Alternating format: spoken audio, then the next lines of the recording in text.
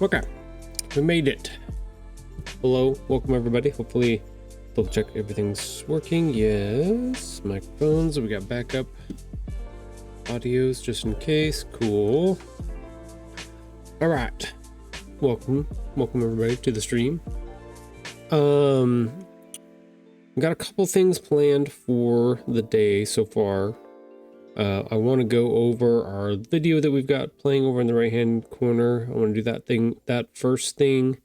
We're going to work on a new coloring page today, and then depending on, I might do the last hour, maybe a whole hour. We'll see how much time I've got left over and what's going on.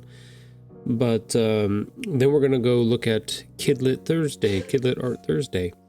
Which is our monthly little thing that we go and check out over on Blue Sky and check out all the artists and all the cool posts that have put up, and do that. So I think I want to dedicate an hour. I think we did less than that last time, and I got shorted on part of that. So I think it'd be cool to go and to do that. So they give more time to it. Well, what I need to do, I need to pop this onto live twitch.tv/Tahoe anime. We are going to be live for 3 hours today until then. Okay. Blue Sky does this thing where you can actually go on and put in your streaming handle, and it will put a live notification on your profile so that people can click on it and go to your stream instantaneously. So I always forget to do it because the funny part is like, it's a cool feature. I wish you could schedule it so that it would pop up when you are live, or at the very least have some type of connection to my Firebot or something. Maybe I could set that up. I don't know. So that when I actually do go live, it just changes the status automatically. One of the two. I don't know. You'd probably have to sign into Twitch on there so that it can send the information, but that would be an integration or something that they'd have to put together. We'll see someday. But yeah, let's go ahead. Got that sent out.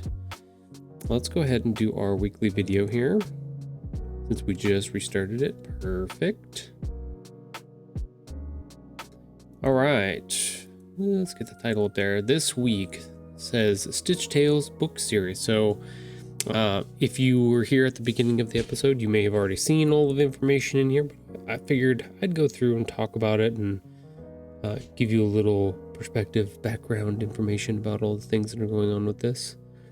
So this week I wanted to talk about our book series as a whole. And you may be saying, well, Tahoe, you've talked a bunch about the book series. And I'm like, I've been a little bit cagey about it. I've kept a little bit behind the scenes, over the course of the past year streaming live here. Parts of it you may have seen, but this was the first time I was like, no, and I've kind of had this idea in the back of my head for a long time to kind of talk about this, but this is the first time I'm like, I think I'm ready to not necessarily commit to this, but to, like, put it out there, because it was kind of scary to come up with this ambitious idea and then won't be able to share it with people. I don't know. It's a weird thing. I haven't quite figured out what was I mean, there's a bunch of things holding me back on it, but I don't know. It's a weird thing. So let's go ahead and head on through. Start our video here. So we start off with a post from April 11th, 2024.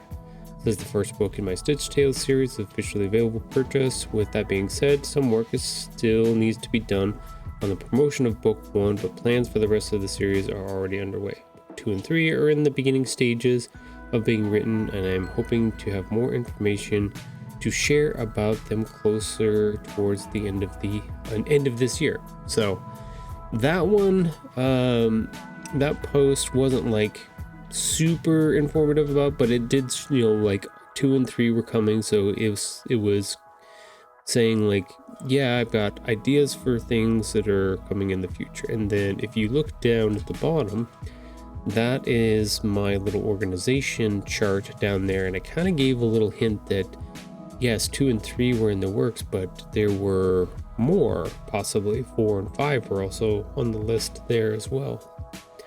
And that list kind of gets cut off, so you were getting a small snapshot of what the idea was at that time.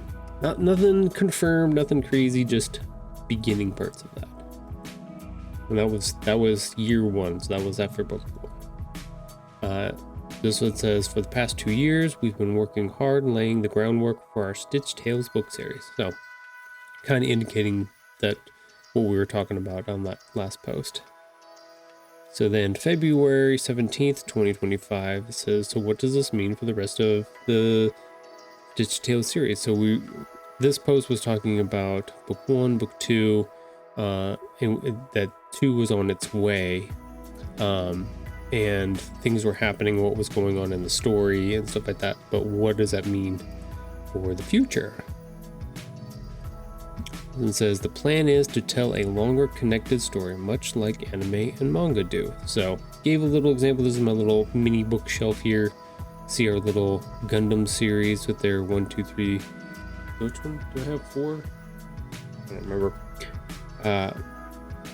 Just the numbers in a series like that. It's kind of why I have numbers on the spines for our books as well, is because I'm copying that idea along the spine here. So, but you can see we have that little space there for a bunch more books. Kind of another little indicator, talking about or showing that we have more things on the way, a bigger set of stories. Kind of, I don't like to like.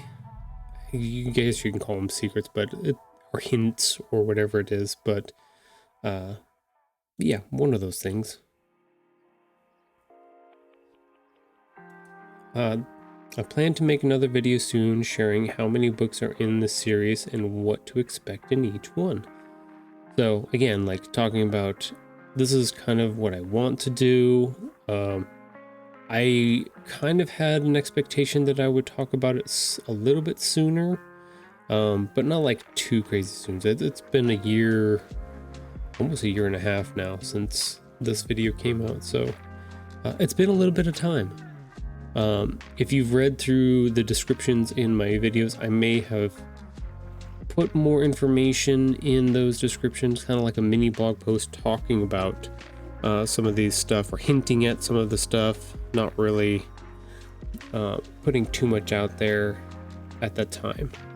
Part of the reason was that I wasn't quite sure if I wanted this to, if I wanted the whole thing to remain partially a secret. I wasn't sure which thing people would connect more with, whether or not it was finding something out each year, being like, oh, there's another one, or if people would be drawn to the idea of being like, oh, we're at this part of the stage of this many. You know, I wasn't sure which one people would be more interested in, and how that setup would work. So it's kind of iffy about that thing. I was also worried about committing to something, even though I had already, like, the funny part is I'd already planned a bunch of this out. Like, I had already had this idea in the back of my head to do all this, and I actually have plotted out most of it. But I didn't want to get down the road, promise something as big as this, something as ambitious as this, and then like get to book 4 or 5 and be like, oh, I gotta be done now. Like that, unfortunately, that would suck. And I know that it's always a possibility of happening regardless of whether or not you're like, it's gonna happen, you know. So it's I don't know, it's kind of one of those weird brain things for me that I don't quite understand yet, but I'm figuring it out. We'll see. Trailing off with my thoughts here. Yeah. Still unsure. Still not sure if I did the right thing yet. What I'm doing. I don't know what I'm doing. Maybe that's the thing. I don't know what I'm doing. I'm making it up as I go along. So this week we are finally ready to share how many books we have mapped out for this series. Oh, we do. I do have them all mapped out. Okay, so this is my organization system. Like I said, I've showed this several times. I've showed this even on stream here a couple times. You can see both dogs just ran out after something out there. Squirrel. This is my organization system. I've got the written stories. I've got the story layouts. I got the Adobe files, PNGs, the covers, the pages, ISBNs and LCCNs, and then we have marketing materials stuff and products all down here at the bottom. But this is like the order in which everything tends to work, or the way I put them in, work on them. I heard Leo bark. Hold on for a second, I gotta go check on the dogs real quick.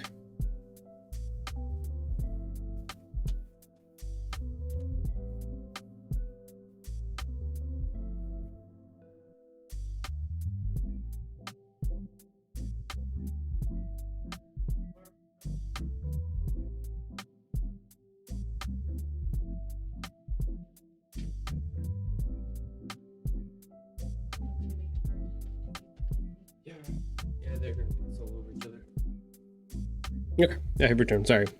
We are currently dog sitting a dog. And our neighbor's dog came out and they like to try to pee on each other through the fence. So whenever I hear them bark, I'm like, oh, I better go get the little dog. I don't want the peeing fight. Anyways, back to what we were talking about. It's just part of it, owning a pet. What I've got, like I said, is my organization here. So you can see book 1 and 2 are grayed out. And book 3 is nice and bright. So because we are currently in the stage of working on book 3, that is the one that we are focusing on. When I was working or finishing book 2 and started working on book 3, both of those two were kind of lit up in that space. But you can see the focus is definitely on book 3 at the moment. Not saying that we're not doing anything with book 1 and 2, but definitely not the main focus of getting all of the things published and ready and out the door kind of stuff. So, but you can also see they also have little red dots next to them for each of the files here. That indicates that those things have been completed. So as you can see on book 3, we are all the way down at ISBN LCCN. Because we have made it through the entire publishing process now. We are just on to the promo materials section here. So we are doing all of the, like I said, streams, setting up events, doing all that stuff. So those are the bottom 3 sections down there that we are currently on. But as we go through, you can see that books 4 and 5 already have some progress started on them here. Not much, but a little bit. But that they are grayed out because they are not the main focus so far. We do have ideas set up for all of the books in the series, so we'll just keep going through here. Actually, you know what? We'll go back and read that real quick. The idea is a little ambitious. It is. I know we talked about this. Alex, you and I talked about this a little bit ago. And it may take a few years to get them all published. We're moving on to 6 and 7. You can see 6 and 7 have some stuff here, but past that, 8, 9, 10, like a lot of anime seasons, and these have some seasons with their episode totals on them. We have 12 books planned out for this series, so no 6, 7, get out of here. So that is the big plan for our books here. I've got 12 planned out in a series for the series. much like a anime does, where they have 12 episodes per season. So just straight no on that success. But that's the idea so far. I've got we've updated our website stitch-tales.com. It has kind of the same graphic on it that we've got right here going on, and it shows each of the books, the ones that have completed, got their information and when they were released or when they are releasing. Didn't realize Patch was an anime. Yes.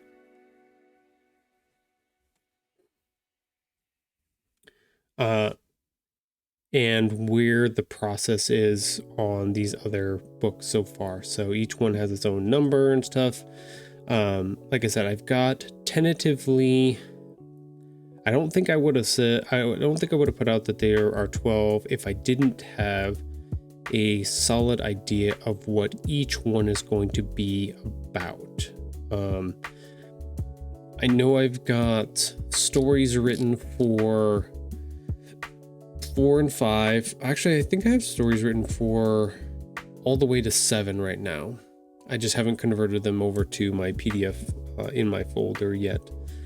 But I have the story layouts all the way up to number 7 already put together and ready to go. And then everything after that, 8, 9, 10, 11, 12, those ones are still in the concept phase, but they are pretty solid about what they are going to be about. So that's the big deal, is like everything is concepted out. I know where I'm going with the series, which each piece is going to do, and what we're going to end on number 12. So that is the layout plot of all the things right now. Did you do a beach filler episode yet? Patch's final shape. So yeah, that's the plan, that's the idea. I also left a couple other hints here for y'all to guess at what's going on with that. At some point I'll probably go through and let you know what the idea is for all the books, because I have concepts for them all. Still working on all the titles and stuff like that, but we're getting there. We're getting close to it. So getting the little thing of doom here. I don't know why. Don't know why that's struggling right now. Shouldn't be struggling. Screw it, just close Safari just in case, so it doesn't break anything else. So yeah, 12 books in the series here. We'll go to our end. We have lots of fun stories planned out, and we hope you will continue to follow along. And that's our video for the week. So, I know, Alex, we talked about this before, and it's funny that you mentioned, did you do a beach filler episode? I did do some research into anime and made like a list of all of the tropes that anime and manga have that would be fun to try to convert over into some type of story or book or something like that. So I have gone through and looked at all those. Beach episode was definitely on the list. A few other ones made the list too. I'll let you guess it. I'm not going to give them all away because some of them I did end up picking for books here and stuff like that. So can't quite gives it away yet. But yeah, I know like I said, we talked about this a while, Alex, and talking about promising something that you want to do, but struggling with the idea that you make sure that it all comes to fruition and stuff like that. That there are a lot of people that make promises about stuff and then it doesn't end up working out. And that one's hard. Patch gets a backup class and window seat. Yeah, I'll add that one. He joins the Yakuza at one point. Yeah, that makes sense. Always fun stuff. But no, like the crazy part is like I can come up with all of these ideas. I can put all this together. I know it's gonna take me a few years to do, and by a few years I mean I'm already three books in. I'm on my third one. If they're gonna be 12, it's gonna be another like 9 or 10 years, because we're gonna keep trying to do these one year at a time, unless something crazy happens and I can start pumping them out 2 at a time, which is possible. It's just harder to do because then the marketing side of that, which I also do, that would go way down. Even though like I'm not doing a crazy amount of marketing stuff, but it's enough to keep me busy throughout the weeks right now, getting stuff figured out, put together, and making little products for our events and stuff like that. So all fun stuff that I get to do, but stuff nonetheless, which is a thing. So all I can say is you're right. You were right, Alex. It's a little scary to put out this promise of this many, but it's also crazy to think that I have this many ideas already put together, and I have the imagination for thinking enough to know just about what each one looks like. Like I have very tentative pages and everything put together for all of them. I have other characters that have already developed and put together, even beyond like our Sora character, which we know is coming at some point during the book series. So we've got all kinds of extra stuff that I've already put together, worked on. So it's kind of like, it depends on the world, depends on how things go. Not doing a crazy amount of marketing goes to most of the in-person author events. To be honest with you, if I could have one once a month for every month of the year, I would be happy. Like that would be great, to be honest with you, because then that means I could count on that to be consistent in certain ways. So that it's not a, I don't know, what do I put about that? What do I want to say about that? I wish that was marketing. I don't know.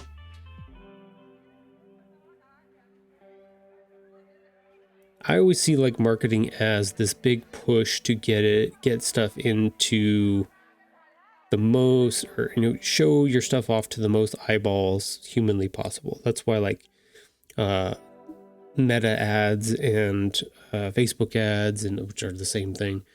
Just ads in general are that, right? Like you pay a bunch of money and they push it in front of a bunch of eyeballs is the whole idea. I'm not good at that. I don't like doing that. I don't like throwing money at something that I don't know quite what I'm going to get back quite yet. So the in-person event stuff is one of those ones where I get to go and have an experience and have a good time and meet people and talk to people. And even if I don't sell a bunch of books at the event, I still got to go do something cool and be around people and talk. And like I'm almost like, you know how you pay for experiences sometimes? It's kind of like that. I just get the bonus of getting the opportunity to sell my books at the same time. So Patches protests against AI data centers.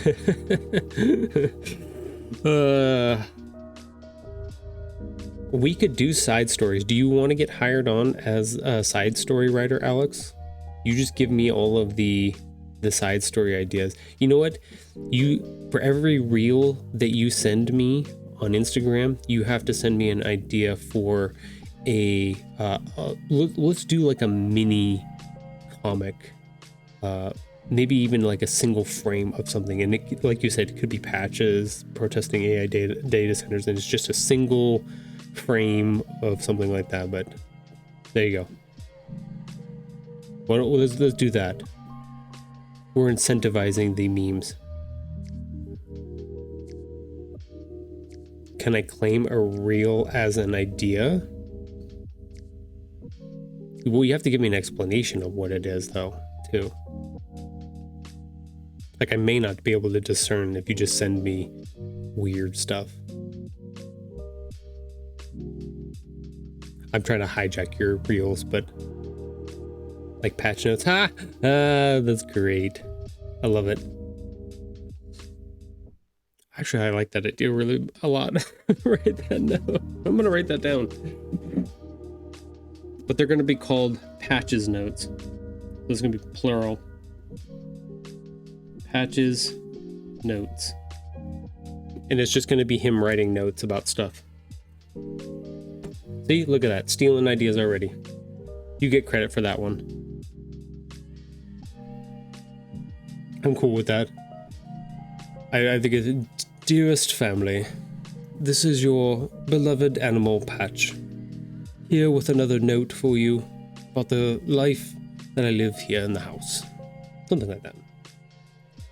And that is how I narrate my stuff. Feather pen and everything. Oh yeah, of course. Yeah. Yeah, no doubt about that.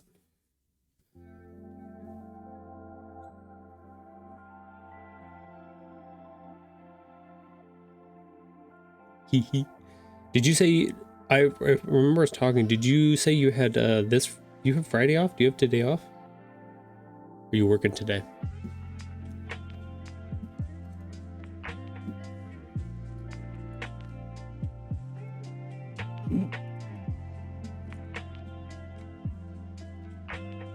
I have today off. Nice.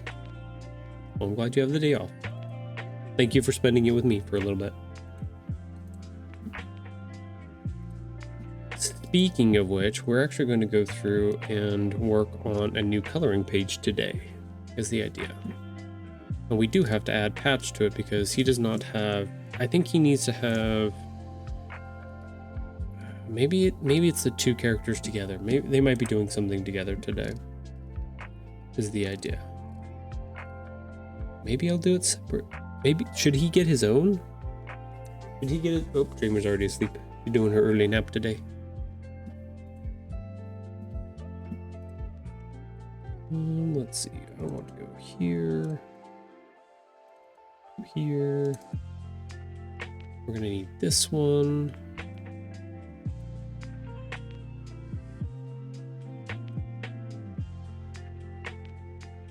Oh, get the characters, get the stuff I was talking about.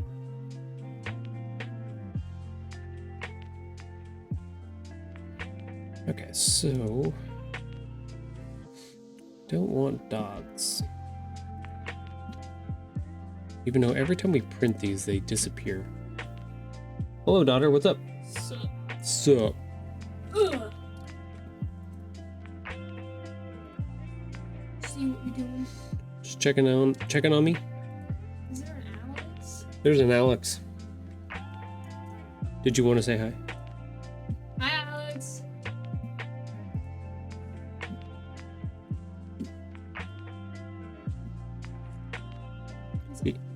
Yeah, he's got a day off today, so he ain't working.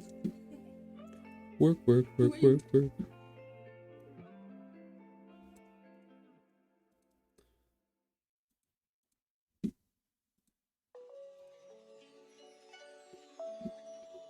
that chilling dog.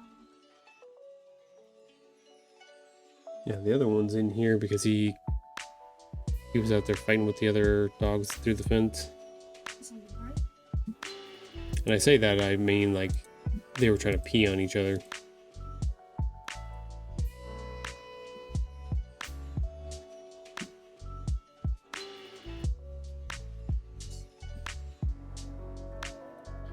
computer's really slow today. Something's bogging it down.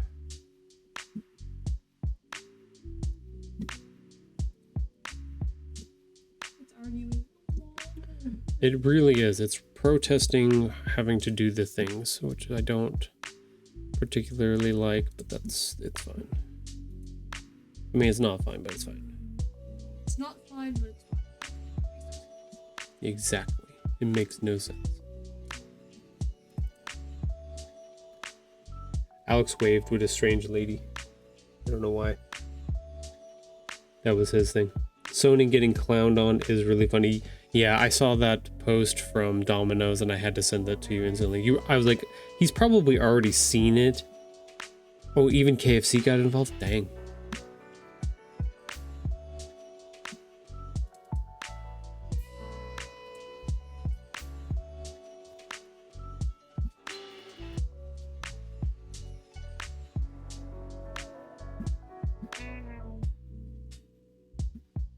It's funny.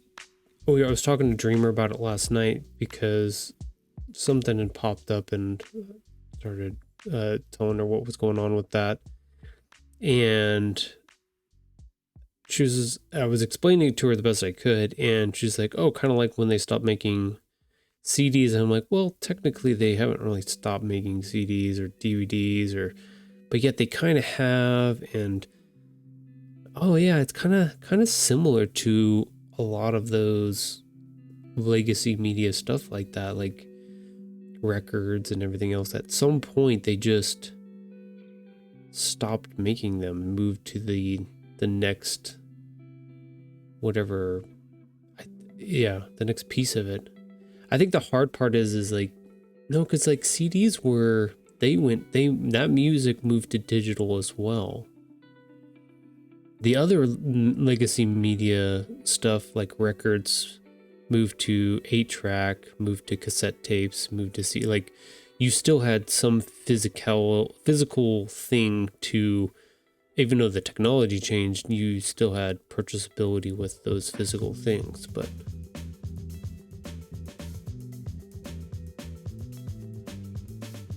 yeah, it's a weird conversation. Chicken today, as of today, would consume through our mobile app. I sent him the Domino's one. Did you see the Domino's one? They're gonna stop making physical pizzas, and you can just buy your digital pizzas through their web app. Yeah, it's the same idea. That's stupid. Yeah, because they're clowning on Sony for getting rid of their discs. So That's no longer making physical discs. The thing is with Sony though, that means games are going to get a whole lot more expensive as it's been its own enclosed market. Yeah, it's weird how this works, because even with Nintendo, people have been talking about this for the longest time. Like there is no information on any of these discs that we buy. None of the cartridges, there's no code on them. It's just a digital key is what it is. And then you just download it. So if you're trying to cut cost and you're just sending out these useless pieces of plastic with a code on them, it's like, yeah, I can see part of that. But the shitty part is like with a lot of games and stuff like that, once they turn off the servers and stuff, because these games they're not self-contained little, games in that way. They are, they don't work unless they have that online infrastructure. So like everybody's saying, like it would be literally just dead in the water. It's kind of like, what was that mecha game where you fly around, kind of like our Iron Man suits of armor. It's that game. Like once they turned off the servers, that game was just it's just gone.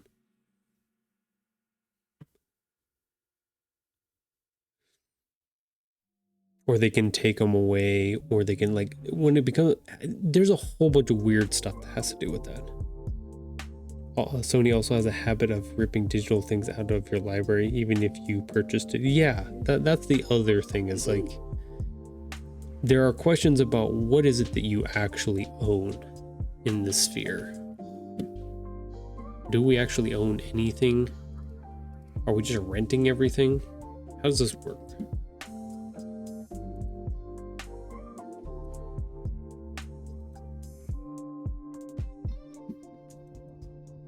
I think the shitty part is nobody has any answers for us either.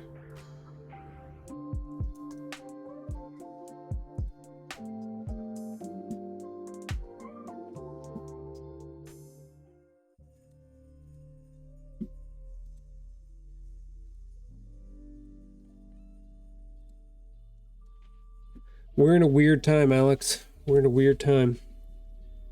You'll own nothing and you'll like it. Yeah, exactly.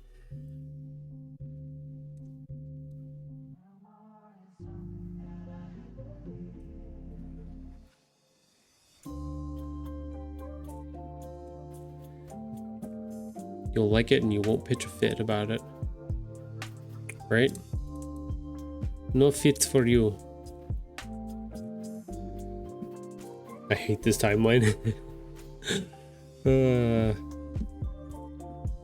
I love that everybody went straight to the idea of being like, oh, fuck it, we're just going back to pirating. It's just like, yeah, that would be the logical conclusion. Like, if you're not gonna let us have the stuff that we've paid for, and like, then why would we not just go and steal it?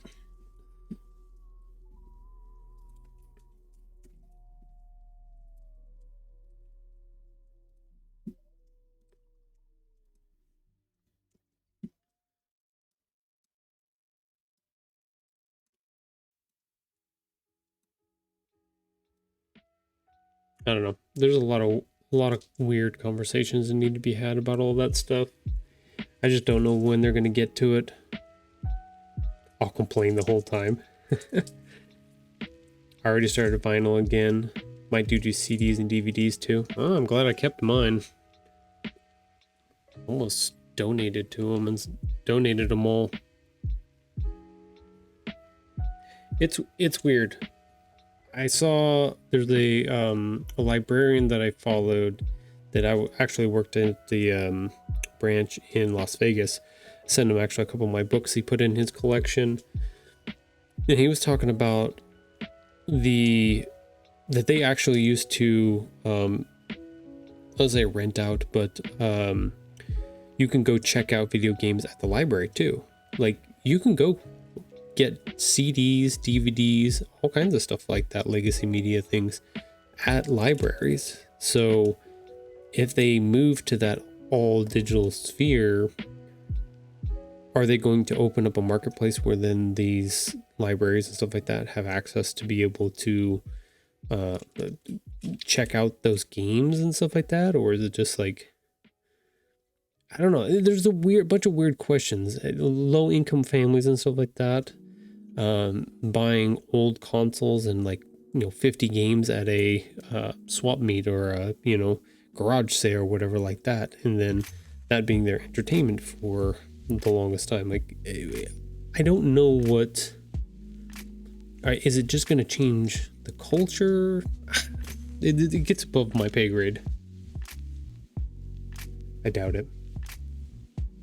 There's just so many little pieces that I think need to be talked about that I feel like are being ignored. Like, some of the stuff is valid concerns, being like, okay, what does this all look like? Where is it going? Like, what do let's actually have those conversations instead of, but it's always just like, no, we're just gonna do this. It's like, no, like, actually talk with us about it.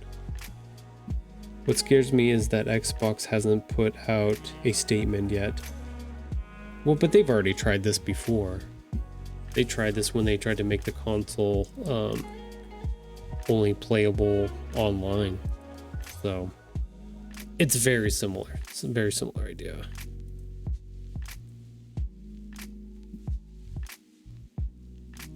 We're going back to the always online.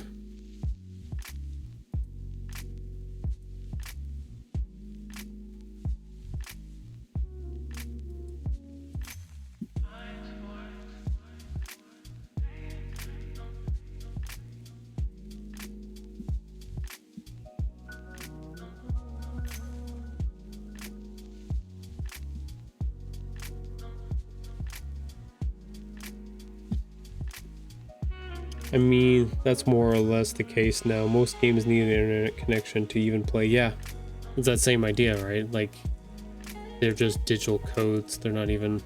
There's no physical game on the discs anymore.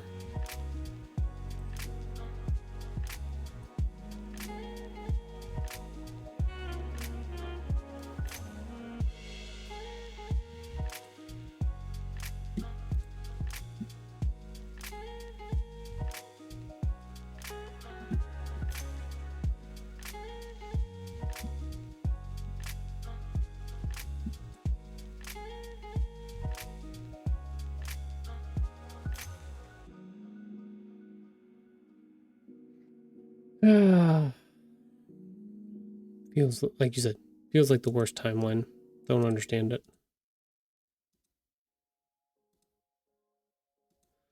I don't get it.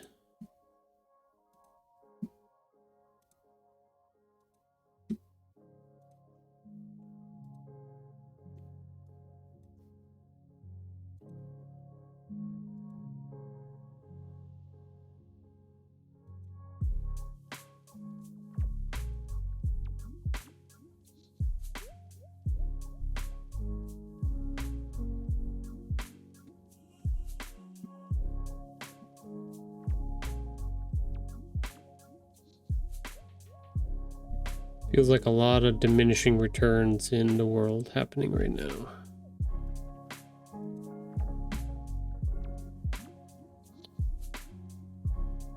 And Stop Killing Games got shut down in the EU. Dang. I knew that they had progress that was going on with that, but they did finally get shut down.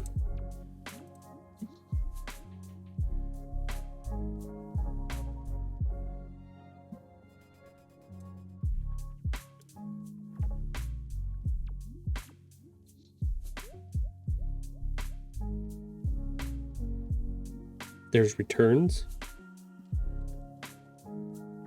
The lobbying worked. Gotcha. I thought some of that had worked out.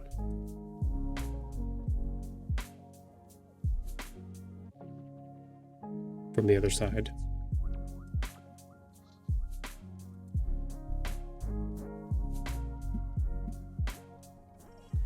Hello from the other side.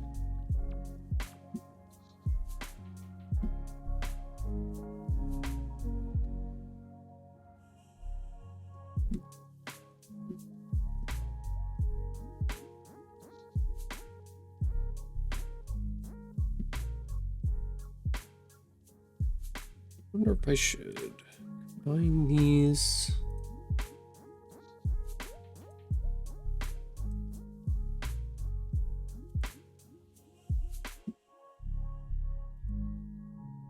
Maybe I'll do that instead. They need to be on the inside.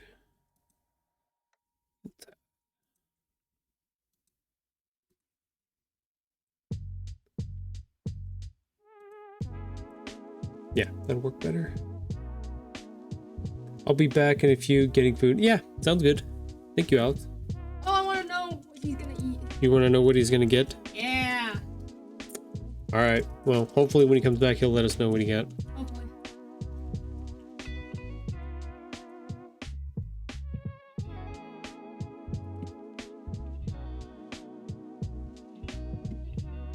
Working on. Putting together a new coloring page. Ooh, okay. At least thinking about it at the moment.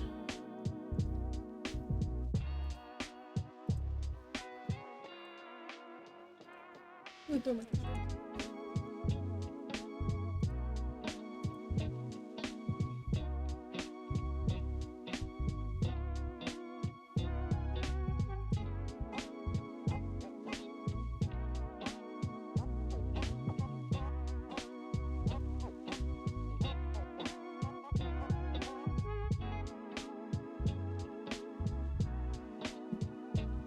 And that's black. That's white. Inside.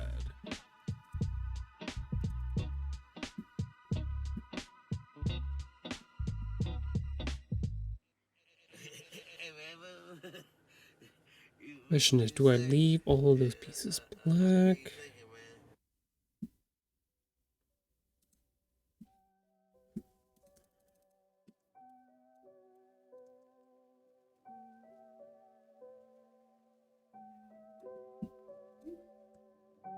What was that? Transform. Should tell me what is the. No, it's not going to give me the information on that.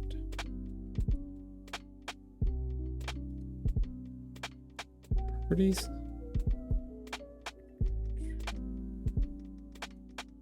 Thought it had a.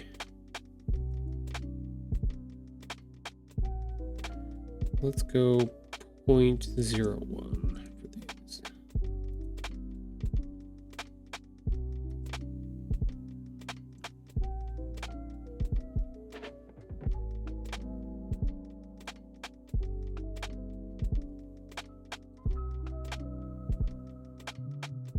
Okay, why doesn't this have one?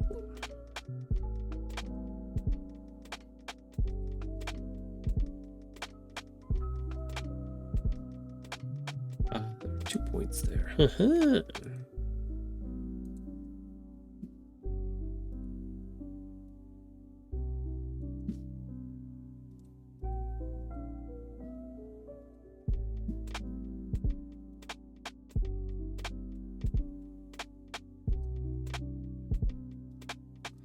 gonna have to watch out for that.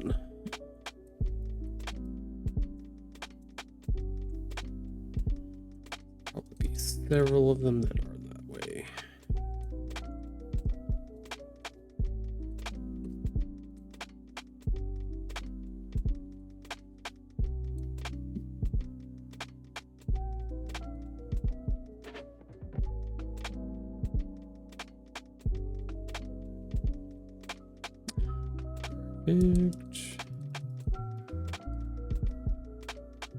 So I gotta decide whether or not I can get rid of the shadows. Shadows don't do anything here. I have to decide whether or not I want to convert. Oh, they're not solid.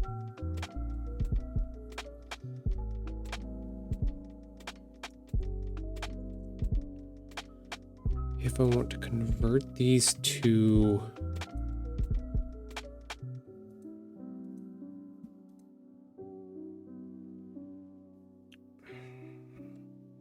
some type of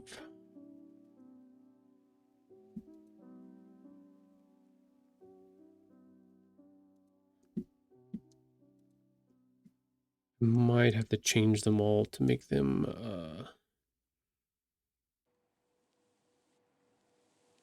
see-through so you can color them.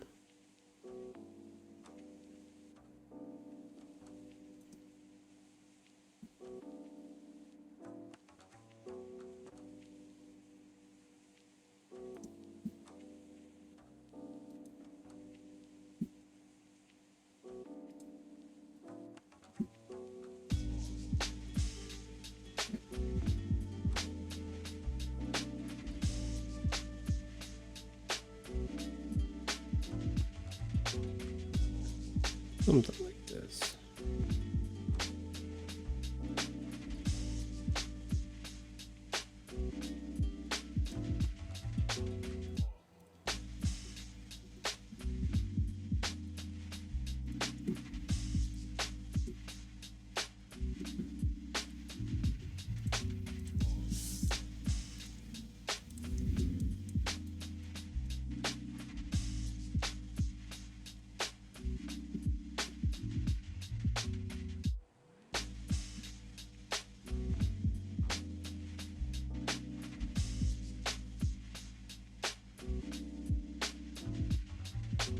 Always a question whenever I'm doing conversions like this for coloring pages, like how much detail of something do you keep, how much do you get rid of, and stuff like that. What makes it fun to color. The maximum amount or the having detail?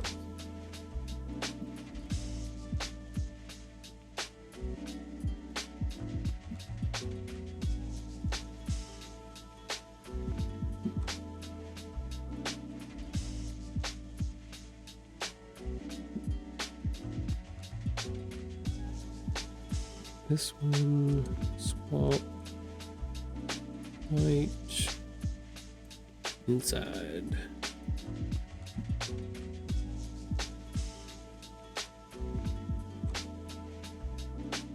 That.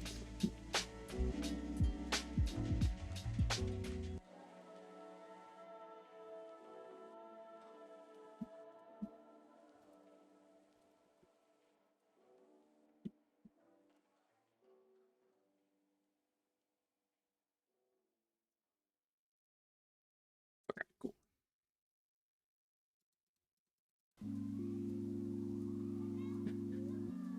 Sorry, source.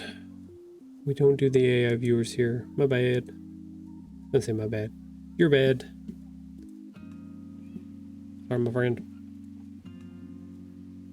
Okay, so I want this. Flop. This. This.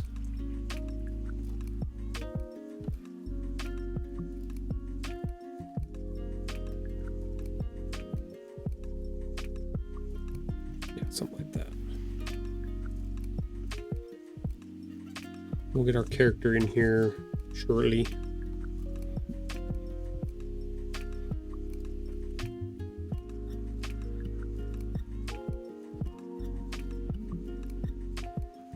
That, flop, white, inside.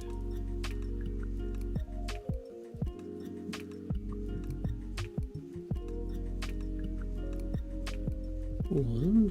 Okay, we got about a minute, 30 seconds till our first break here. Let's go ahead and back out. Let's save this. Made a little bit of progress so far. We've got a lot of converting to do. Then we can add our little character in here, maybe both, depending. Might have hatch and buttons in this one.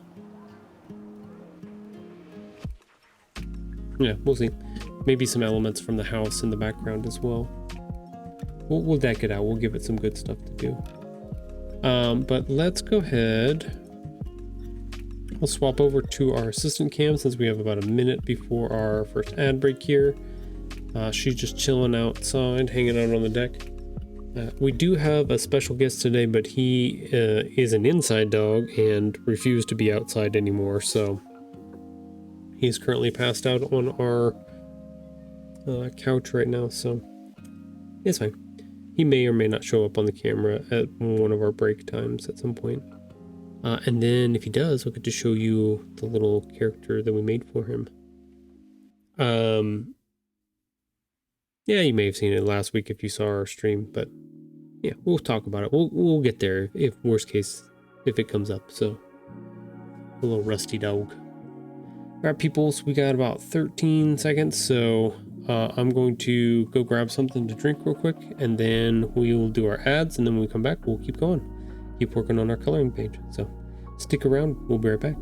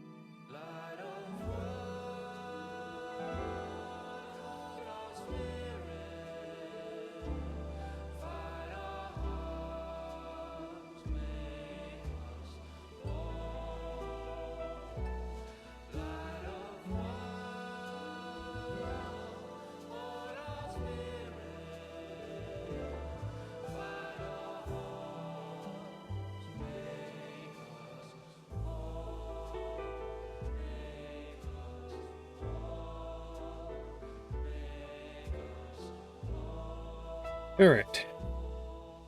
I have returned. Welcome back. Sora's still chilling out on the deck.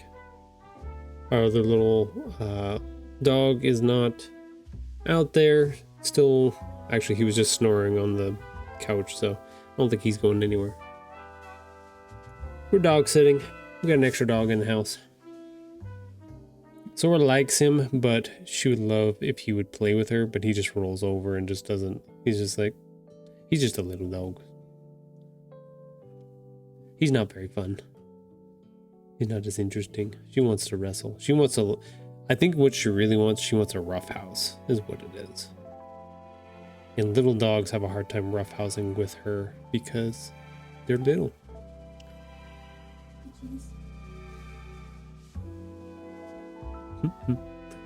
All right. Well, I was gonna say, where's she gonna go? What's she doing?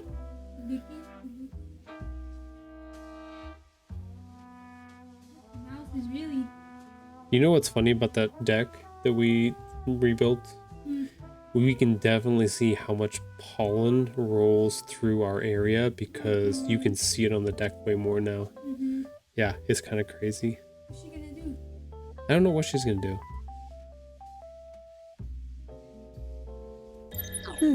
She's gonna hang out. Okay, so let's get back to what we were doing here. I want to go here real quick. Let's grab our little friend. We already have one of these guys. Done this before.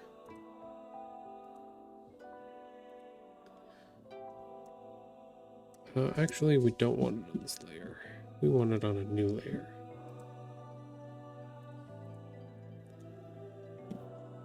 Okay, we'll just put him here for now.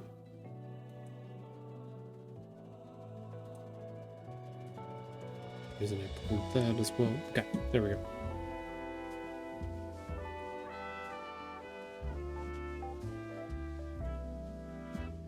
We'll do something with him once we get this other climbing gym all figured out.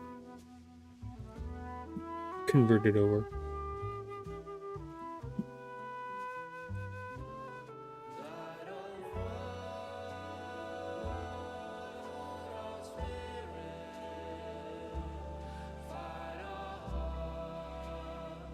Alright, let's see. We want to do this.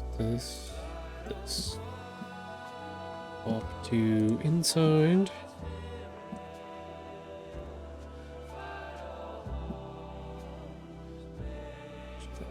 One.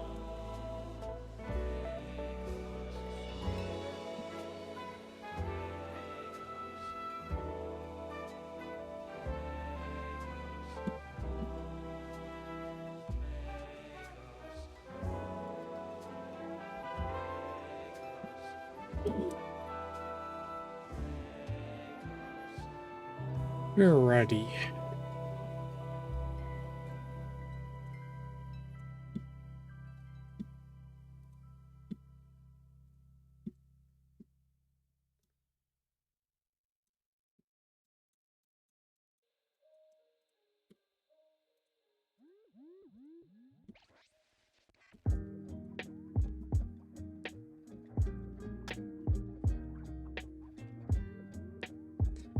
That's right, these outside ones. They have an extra point in them. If you don't get your overlapping shapes just right, sometimes it leaves an extra anchor point, which could cause it not to do the rounding off of the corners correctly. Just depending. I think this one should be fine. But my other one, it's not.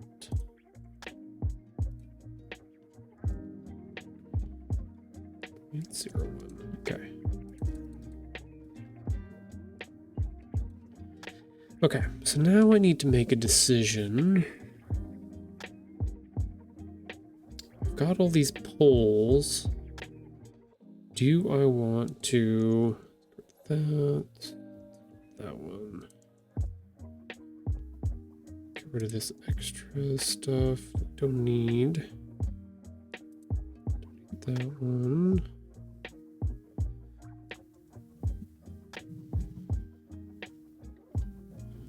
Okay, get rid of all the other ones. Cool.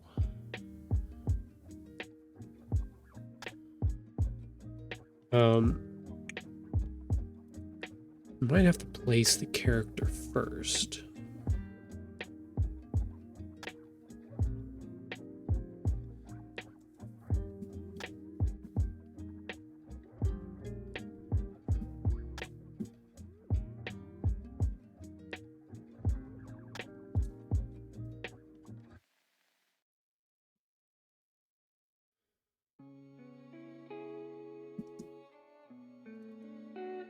Back to this one real quick.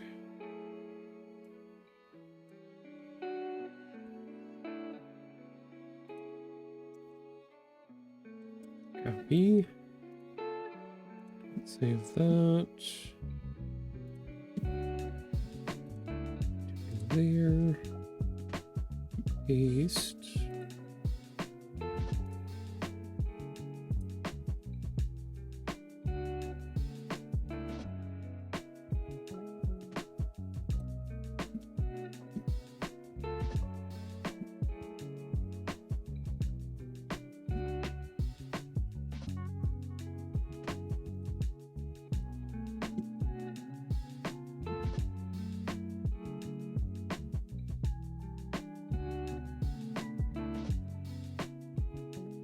Let's see. I want the ellipses too. No, let's leave the ellipses where they're at for the moment. Okay, so that's for patch. We don't want patch. We want buttons. Oh, these are the bad eyes. Dang it. I should be able to fix this.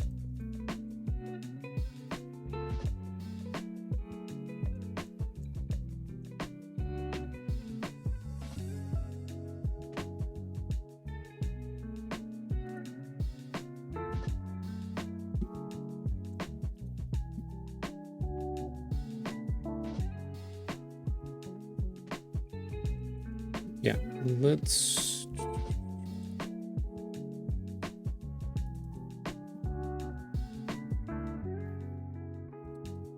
I want to switch this out.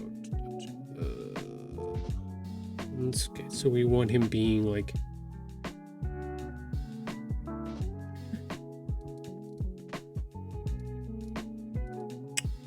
what kind of eyes do we want him to have? Let's get rid of the mouth.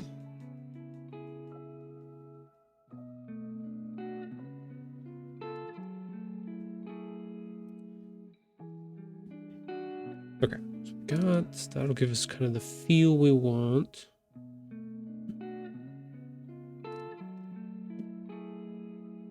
Maybe not that one.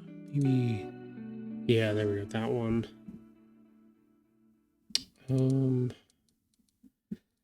Eyes wise, do we have?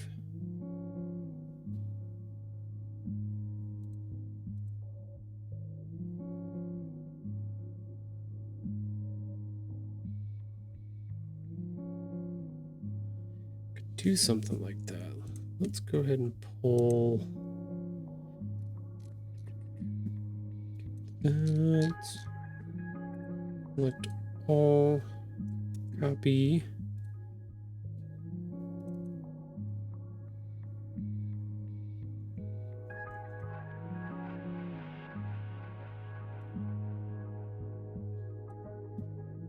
Luckily, this is all grouped together.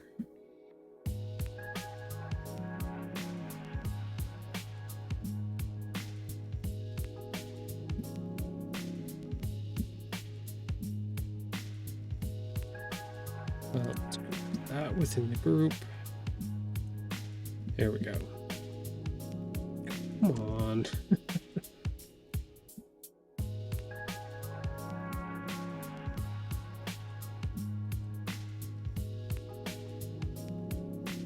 Oh, okay, I remember why it's doing that.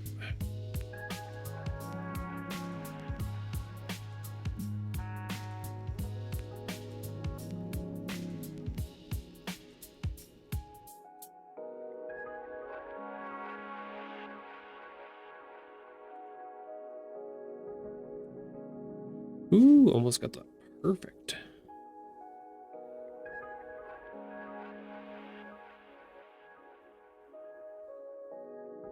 Oh, you know what I just realized? That's the wrong character model. That's young buttons.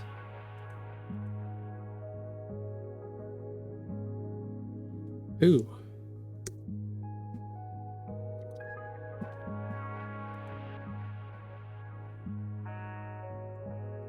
Okay. That's not right. I was like, wait a minute, that model looks way different than what it's supposed to look like. Select all. Okay, so we do need to make a new... Yeah, we do need to make a new one. Okay, cool.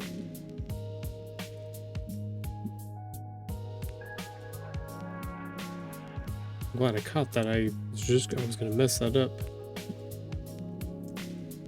This is the right character model.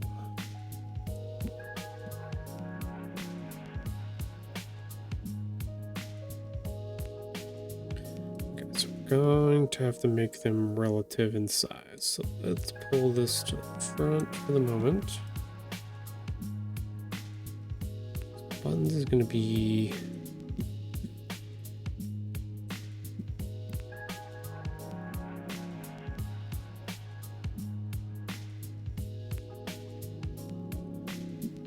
do that, put them like that size. I try to keep the stuff relative as best I can.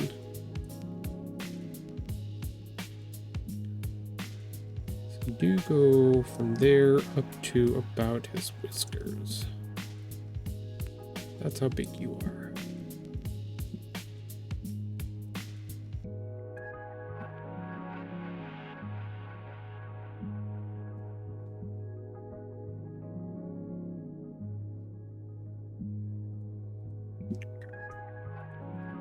That's good. Got a problem here. What is this?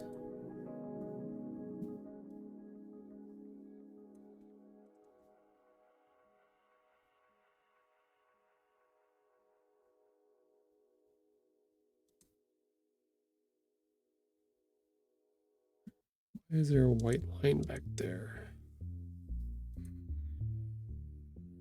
Let's see. No. No.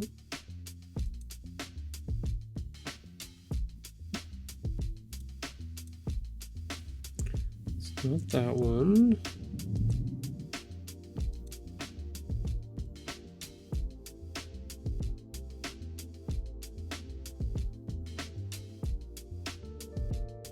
Nope. Why is there a box up here?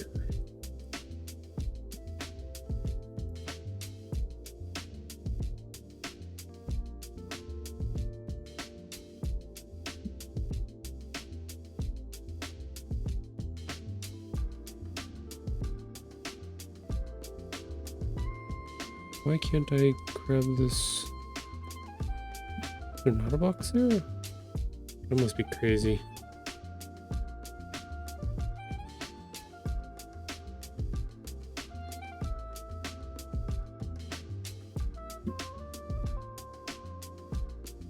I'm crazy. There was an extra box back there for some reason. Delete that. Okay, there we go. That gives us a little bit more room to get our characters facing here too. His little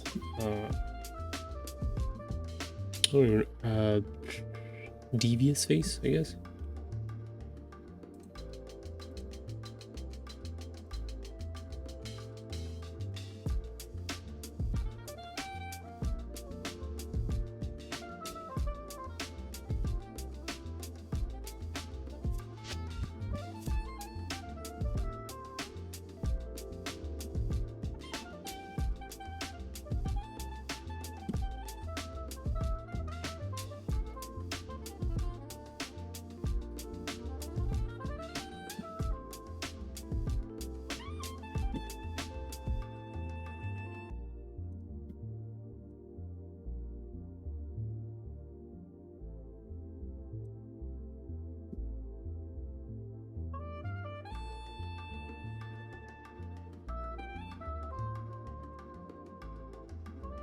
This one.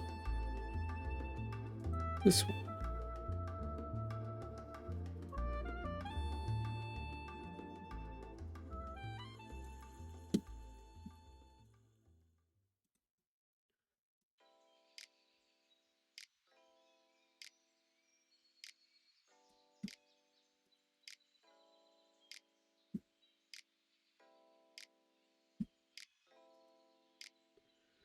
Might need to make him a little bit smaller. There we go.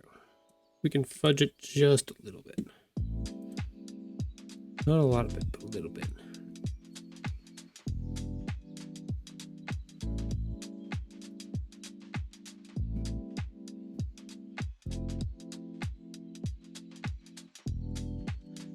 Okay, now I gotta go through and make this black and white.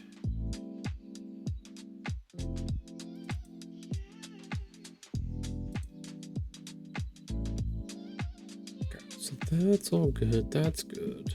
Mouth face. That's all fine. Put up this group. Make that white.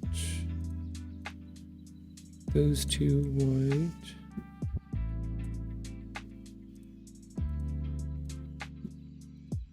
That one. And where are you guys going? Going to Junkies? Nice. White for the tail.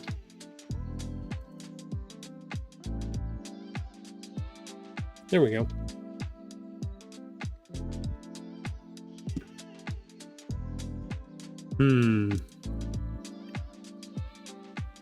Did you just throw something at me? Stop throwing stuff at me, daughter. I'm trying to hit your back. I'm trying to do wait. Those scrunchy. Do that. She hit me in the back.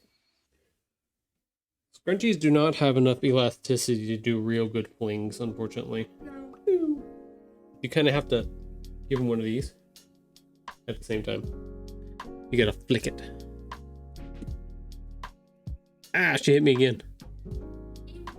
I'm being abused. That. Abused. No. He's Abused. lying. Hit him hard. I got you. Abused. Hit him harder, niece. Aww. I'll allow it. Hi, Bryce. Oh, you missed a good conversation just a few minutes ago when Alex was here. We were talking about he was giving me all of the details about Sony, and then KFC was clowning on him because I sent him the meme about Domino's clowning on Sony and stuff like that. So you missed a good debate. We can also continue to debate it if you'd like. You don't debate it? It's a thing. They've done a thing.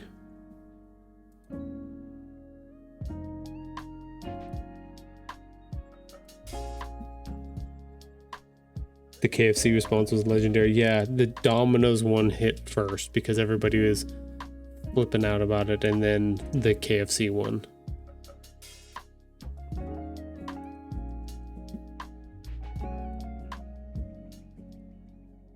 Pretty funny.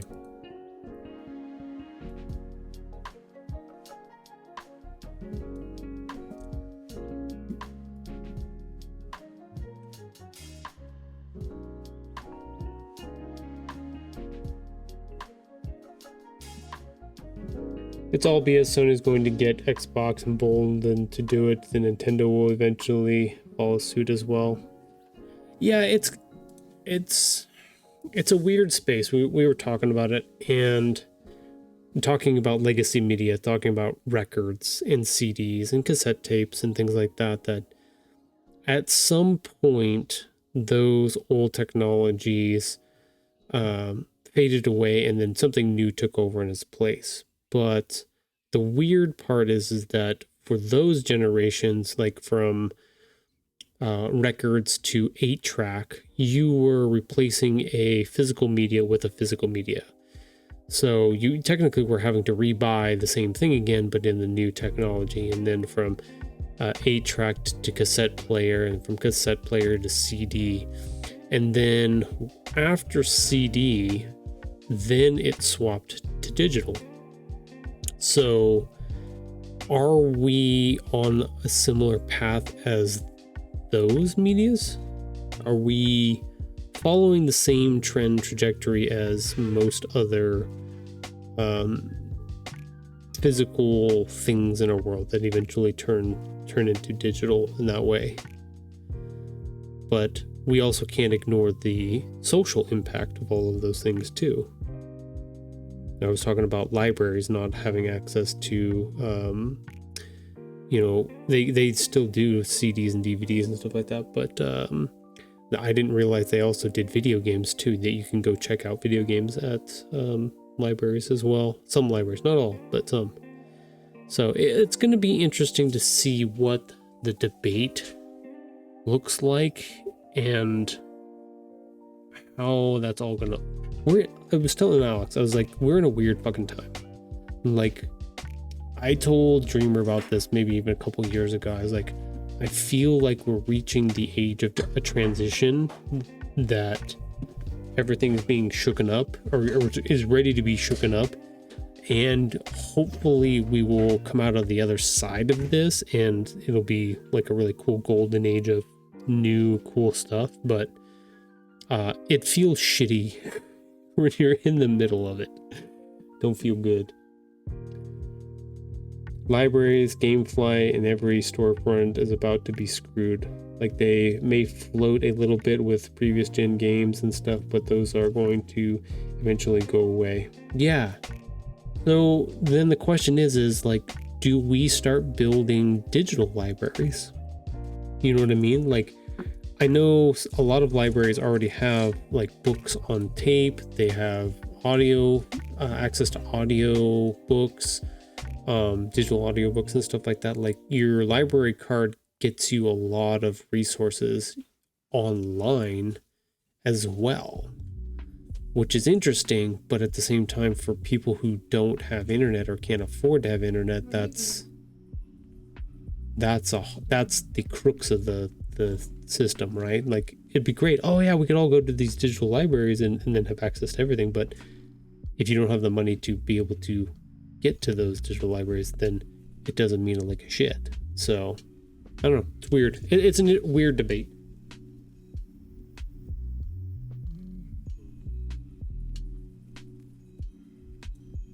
I think the shitty part is like, we could have really cool and nice things that we could all use and access and do lots of different cool things with, but that doesn't ever seem to be the way things work. Like, the social programs and things that we have now were all because of the extreme correction back away from all of that stuff that was taken away and getting things back into the hands of the actual people. We may be heading towards that again. And shitification, yeah.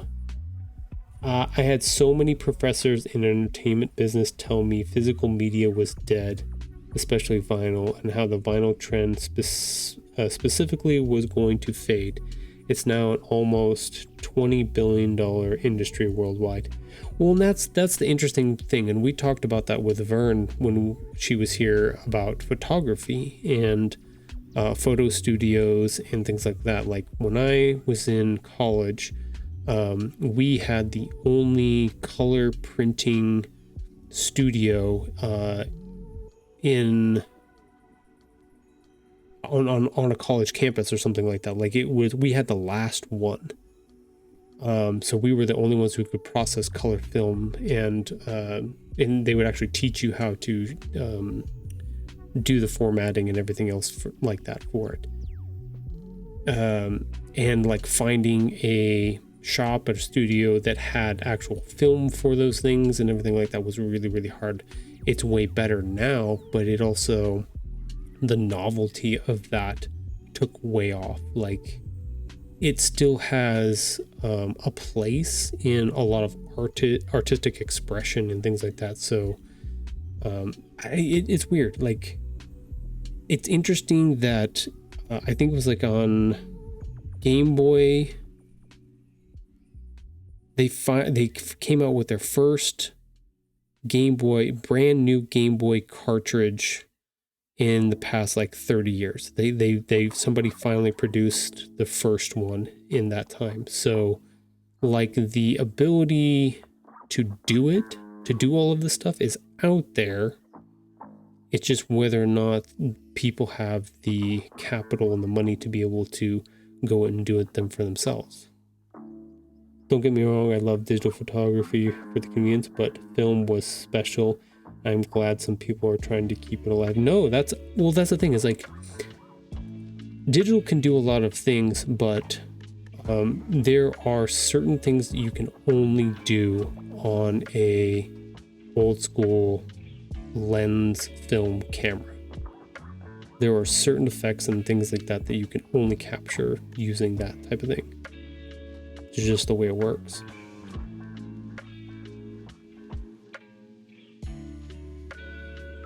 I don't know. It's interesting. It's weird.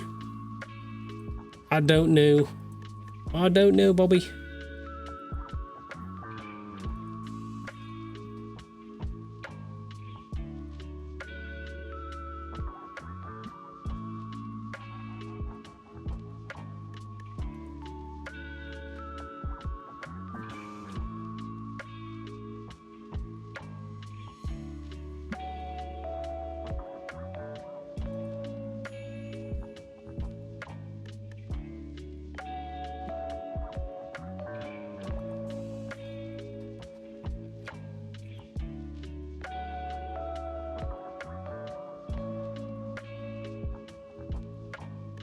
All I can ever say is, like, I'm interested to see, like, I was excited when photo stuff started coming back and new shops started opening up, reprising all of those old technologies. It was like, that's cool. Like, there is a place for it. There is a want for those things, like, but I don't know. It, like, capitalism was weird. But don't lock it. I love having my Polaroid. Also, I do know now that the end of physical gaming is close. I'm going to start buying all the physical games I can for all the systems I own. I think the funny part about that is like, maybe it was the N64 cartridge. Somebody came out with the first brand new N64 cartridge in 20 years or whatever, 30 years, 50 years, whatever it was. I don't remember. Anyways, like, those old consoles and stuff like that, those are still worth something. Like, people still go look for them and stuff like that. So all of our current media and stuff like that, like our physical media, is not going to go away. It's not like they're going to take, I don't know about GameStop. GameStop has a history of, like, we did this when we worked there, when games would go down to a penny in our system. We were instructed to physically destroy the discs and throw them away. So there could be warehouses full of games and stuff, places that they just turn around and light on fire because they're just like, well, no more of this. Dust their hands off and move on. Like, it's kind of a weird, fucking weird shit. I hate it. I hate it. Don't understand. I tried to figure it out, but there's no way I can do it.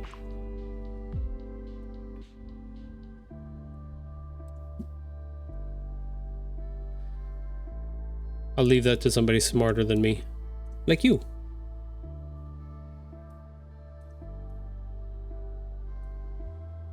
Because we definitely can't leave it to Michelle.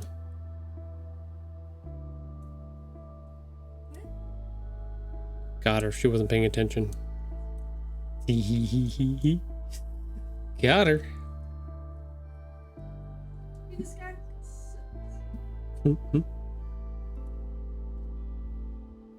So once. that mouth is good, so I'm gonna get rid of that. No! Oh, that was the wrong thing. There's squirrels, bunnies, birds. In there. Okay, got that. That. There we go.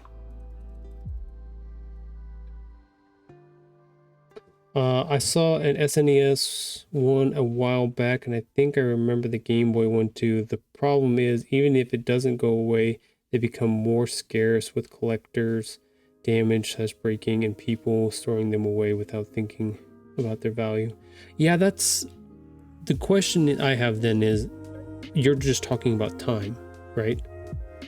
Like, everything will be lost to the edels of time at some point. Like, the fact that we have any record of them, period, at all, is probably a miracle. Like, there are things that were done 100 years ago that we have no clue about. Like, I look at this sometimes when I'm doing my crafting, woodworking, whatever it is in my garage that I do, and I'm like, this, or even the stuff that my great grandfather used to do when he was a tinkerer, is like, this serves a purpose for one person and one person only, or one family only, and it will be gone from the face of this earth with nobody to know what the heck it was used for, about, or anything like that. So when we lament about some of these things, are we just lamenting about how time works? I'm getting philosophical is what I'm doing. Like, I'm trying to understand my own emotional quagmire with all of this. Do we look at the time and the place that we live in and we enjoy, maybe this is like the bigger picture, it's kind of like looking at family and stuff like that, enjoy the time that we have right now and don't let those things drag us down? I don't know. Hi, Dreamer. What's up? You out of here? Have fun with daughter. I see a pretty bruise. Bye, daughter. Have fun with mother. Oh, what the hell did you do? Did you fall out of bed? You kicked me. I did not kick you out of bed. Nice try, though. Abuse. It's no abuse. Yeah. Oh, that is definitely part of it. Yeah. Yeah, but that is why preservation is so important. And even if it is digitization. Are you beating my sister? No. No, she's beating herself. You may know this very well. Self-abuse is a thing. She's abusing herself. No, she wakes up in the morning. She's like, look at all these mystery bruises I have. And I'm like, I'm not okay with that. 3? No, she never will. Where's the little brown dog? Okay, thank you. Are you beating my sister? No. The latter definitely makes sense, yes.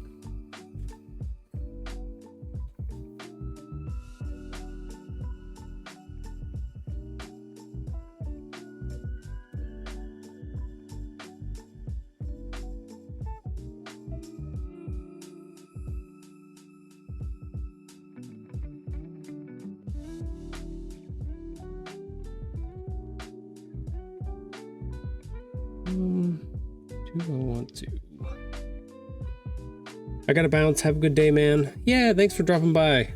Throwing in your words of wisdom here. Appreciate it. Feel like it's a long, arduous road to figure out all the things. I don't know if I'm gonna be able to do it. So.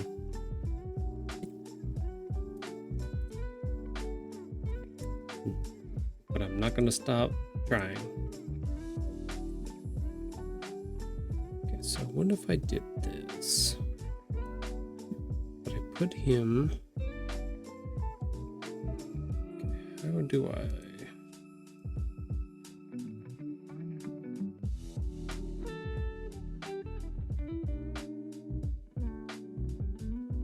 Bye, Dreamer.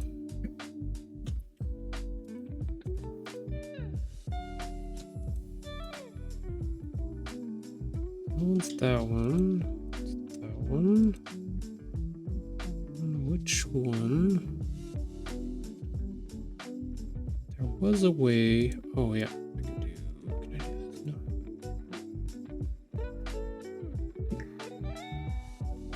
It's one of these. It's not that one. That one.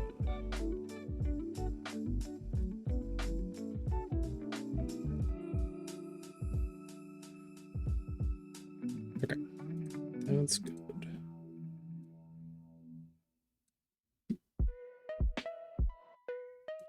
Hey, why did his mouth not go with him?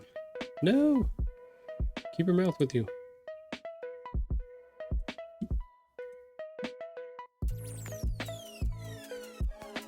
Okay, there we go. Gotta keep it all together.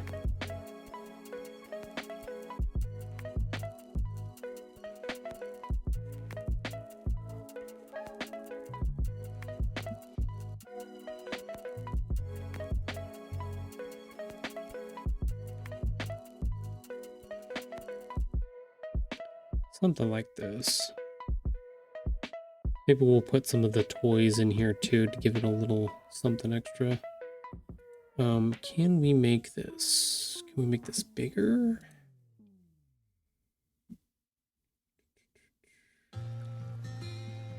Don't think we need this one anymore. Both in there. Oh. I don't want to make it too much bigger because I'm afraid that part of it might get cut off when we go to print it.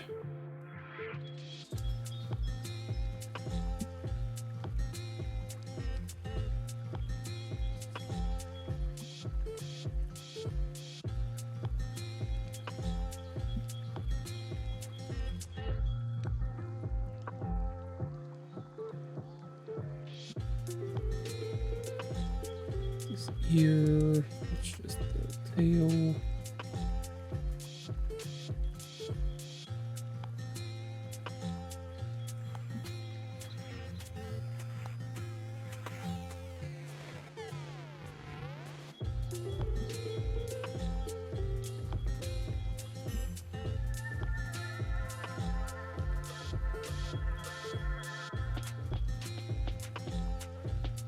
Yeah, it's not going to work the way I want it to.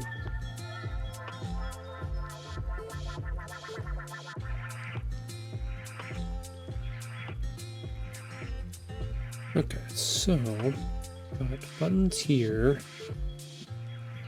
Let's do.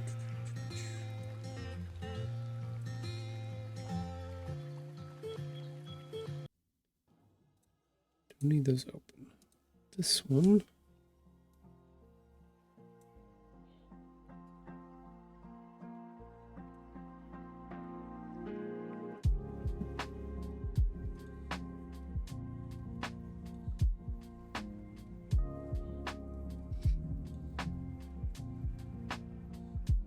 Yeah, let's do like that. Buttons was never this big, but we're just kind of trying to illustrate the point here. Buttons was a bigger cat, though. It was a much bigger cat.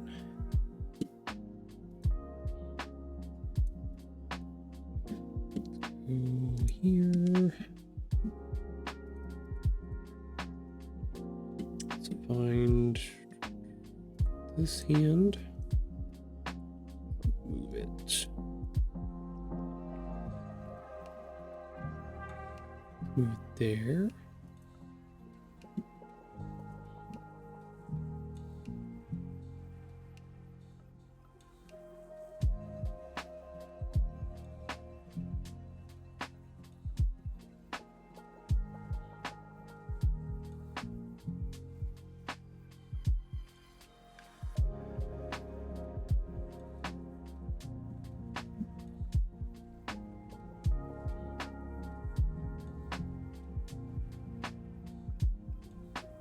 You know what? I think I want to go. I think I want to do a different face, different mouth. Do I want to do? Okay, so I have. Let me swap out the eyes so that I can have a better idea of what I'm doing here. These eyes do no.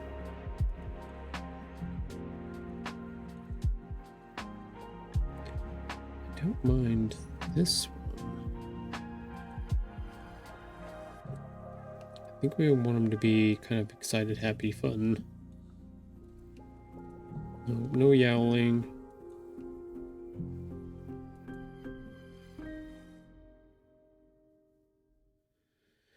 Could try this one. Do I have? Because Buttons is being mischievous, playing hide and seek with Patch here. Kind of the idea. Select all. Copy.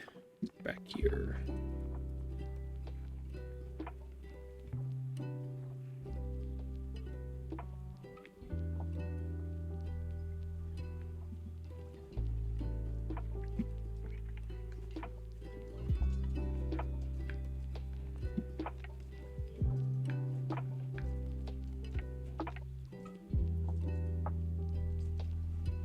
Kind of like a little kid does when they first play hide and seek and they get the idea.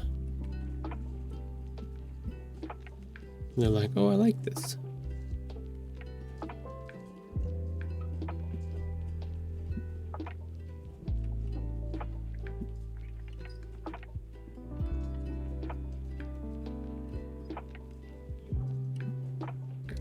Cool. So do this. Like that, that.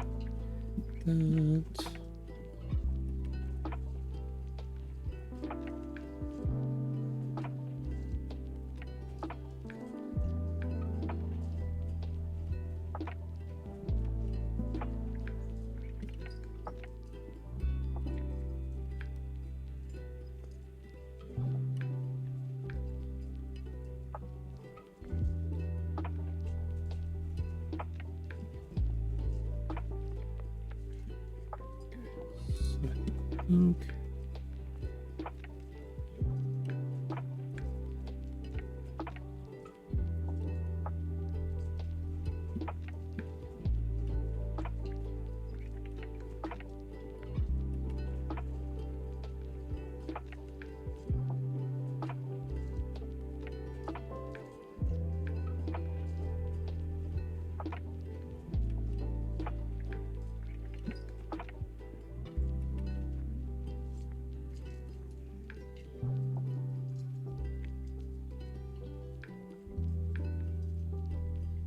I think that's kind of what I'm going for here.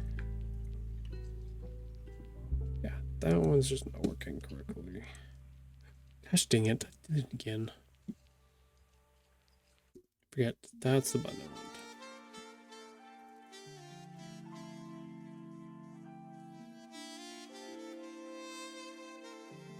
Here we go.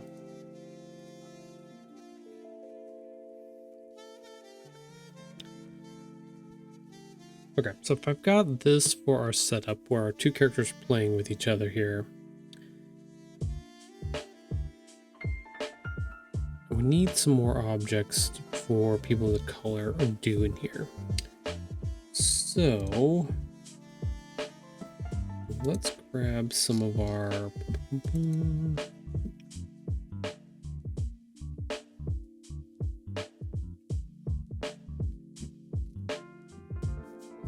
maybe we should grab some of our house stuff here.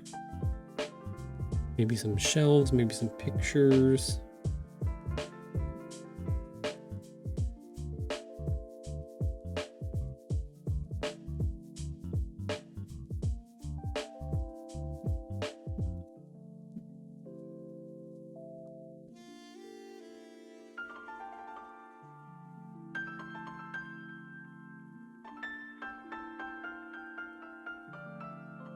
Not that one.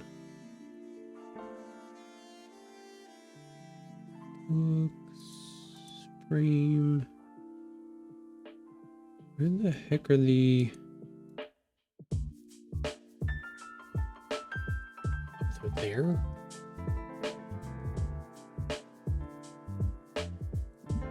Interesting.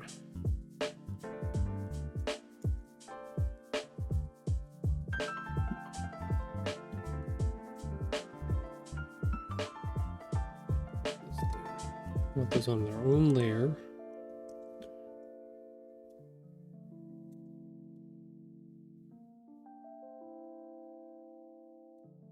Yeah, maybe we'll put some toys down here. We'll put some objects on the wall behind.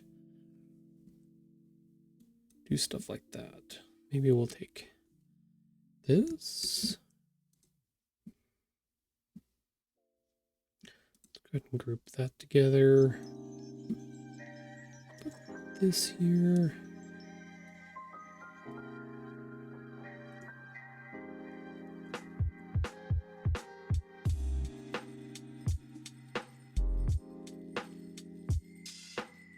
Don't know why it's doing that. Okay.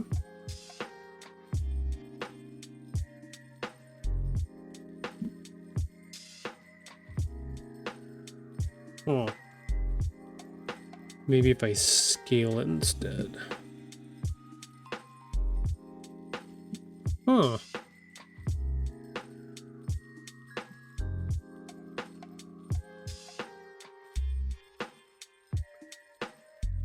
That's a first. I've not been able to actually take an object and make it bigger.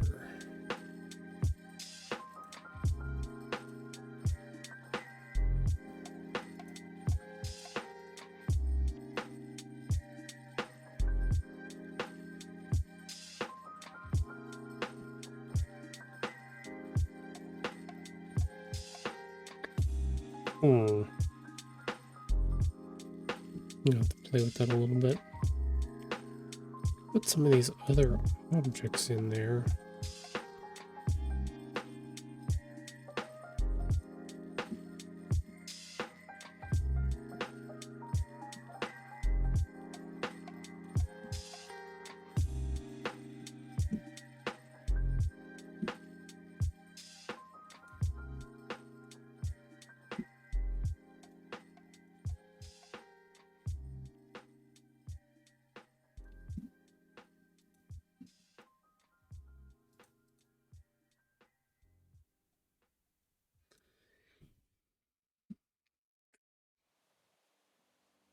Put the clock in there.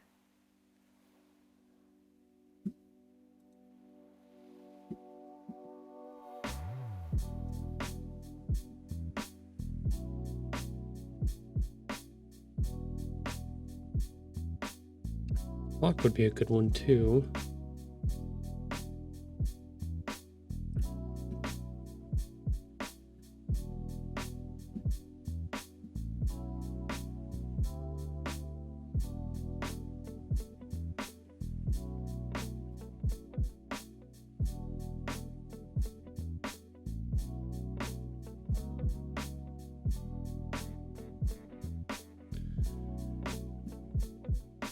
Oh, it didn't bring over the jar. Jar is on its own separate, which is fine.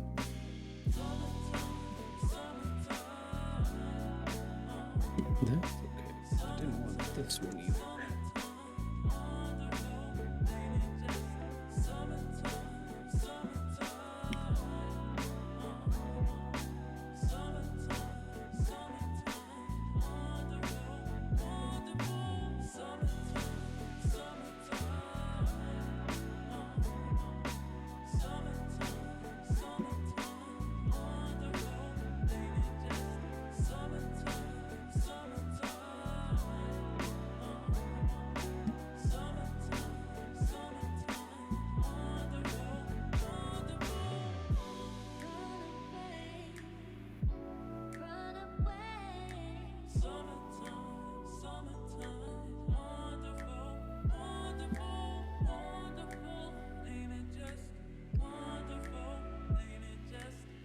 I'll maybe have this on here, but I don't know how to scale it to get it to go around.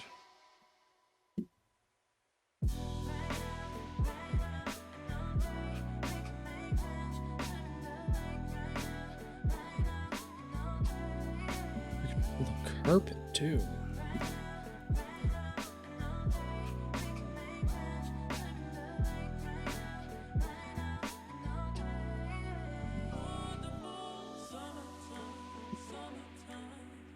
Don't know if that'll be worth anything. Let's go down here.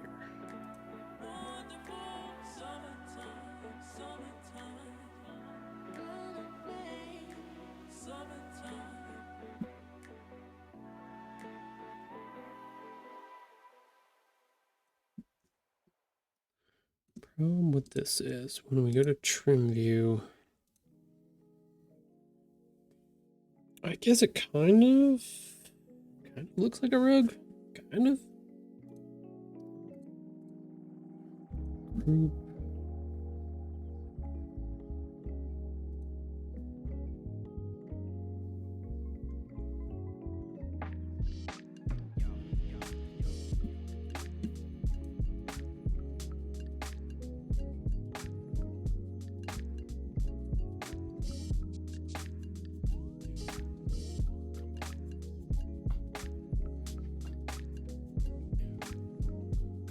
Yeah, we could put a couple other things in here, like baseboard.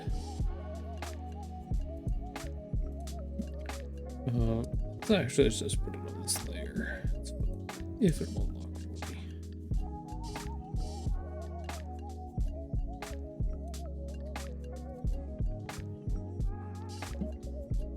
Make that black, make that white. Down to 3 is fine.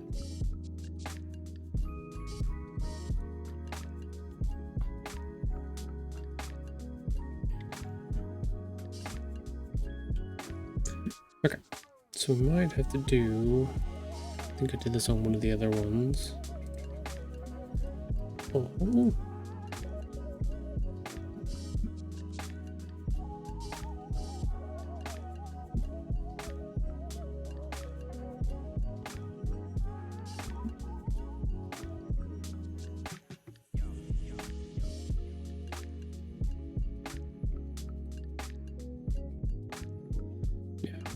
Something like that. What I had done before, copy, paste, use the dots to do something like that. So then we have this separation between the top and the bottom. So, but it only works if they, so we've run into issues where we've gone to make copies of our coloring pages here and the printer ignores the background and does not print the little squares. Like they're just gray enough that they don't show up, and it's really weird. I've run into that a couple times. And the dots may not be they're kind of yeah, they kind of help.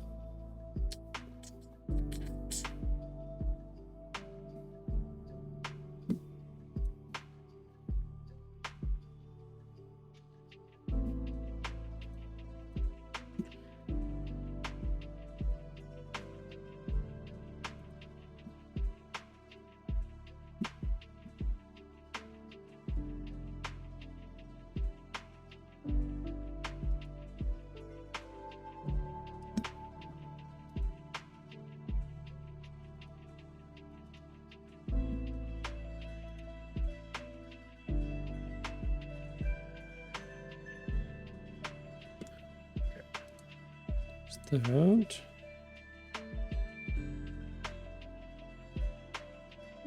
All right, we've got about 2 minutes before our next ad break here. I'm gonna go ahead and save this out real quick. Let's see if I can mess with any of this real quick.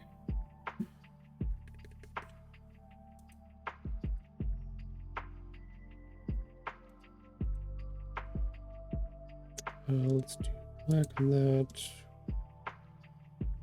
Oh yeah, I'm just gonna ignore what I just said. There.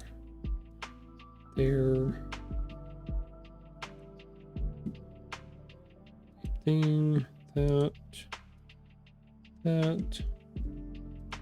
All of these lines. Those can be that.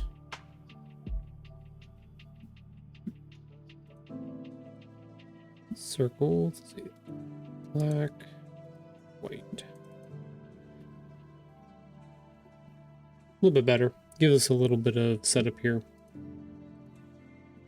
I have to make it more clear, that's for sure. Somehow, may have to gray out some stuff. Maybe not. I think I definitely want to leave the shadow on this one. Oh, the shadow might not come through either. Man, this sucks. All right, peoples, let's switch over to our assistant cam real quick. Oh, our assistant's not there. Wow. I wonder where she has gone. But we're going to take a 3-minute break and then we'll come back, and then we might work on this for a few more minutes. We might swap over and do some other cool stuff. So stick around. We'll be right back.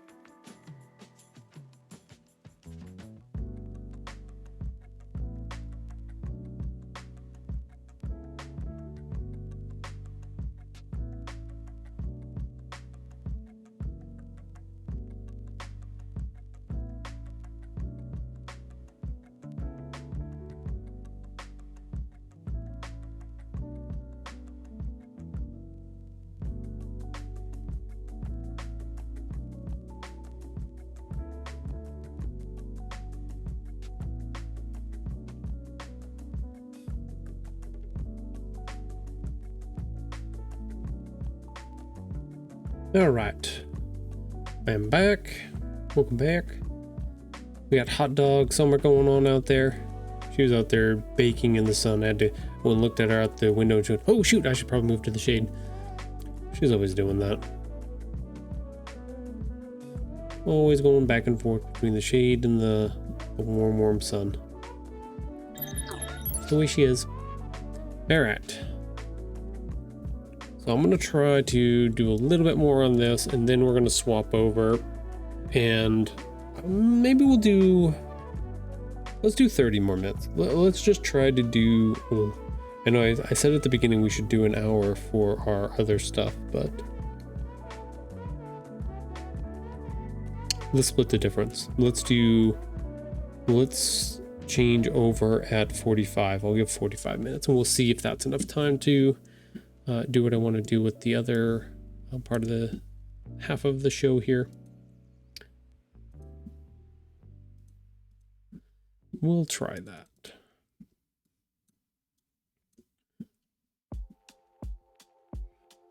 Let's see. I want this.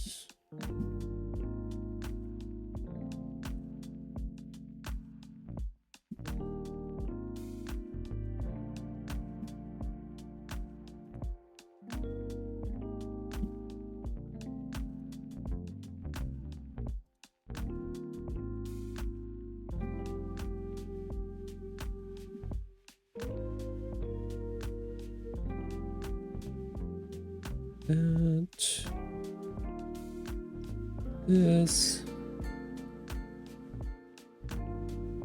Let's see. We can get rid of that. Do we want to get rid of that? No, let's leave that for now. That should be fine. This should be white. That should be white.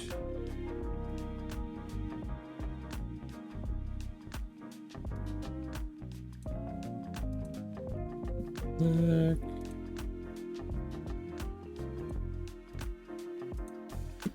Okay, let's go back to this. Let's make this black and then tone it down to just gray. It still has that setup, but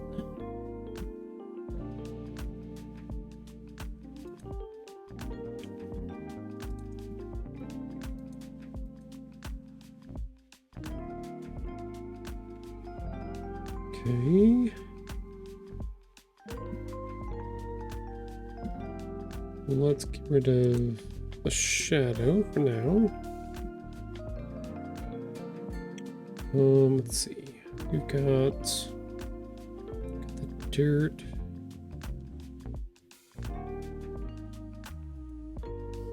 These are the little slivers. That's the center. I'm gonna make that white with a black circle.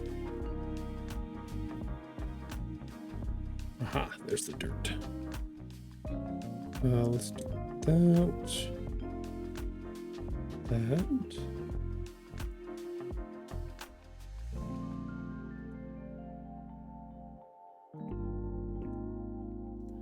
Just go rid of those slivers for now.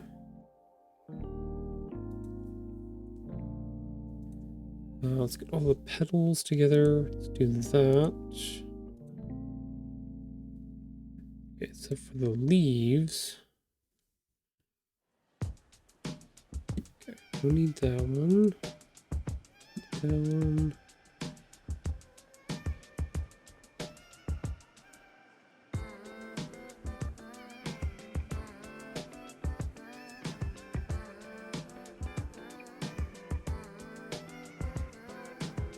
Okay. We'll do all of those. Right, okay, and the stem. Break the stem. Okay, cool. So we have a flower.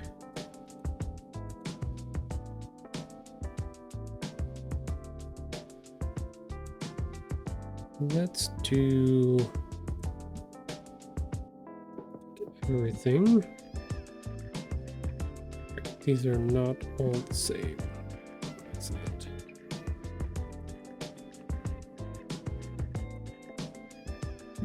Okay. Our petals. To 1.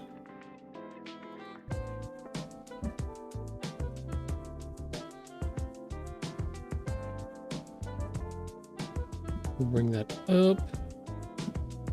Let's go ahead and bring the rest of this up too, just a little bit.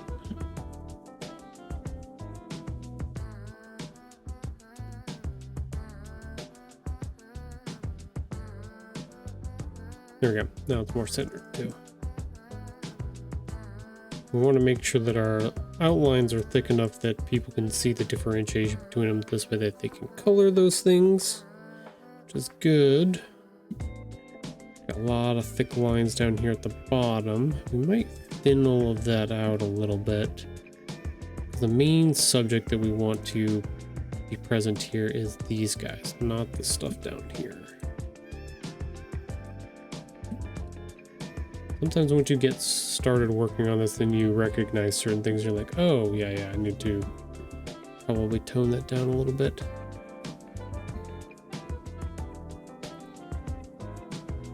So this one, this one.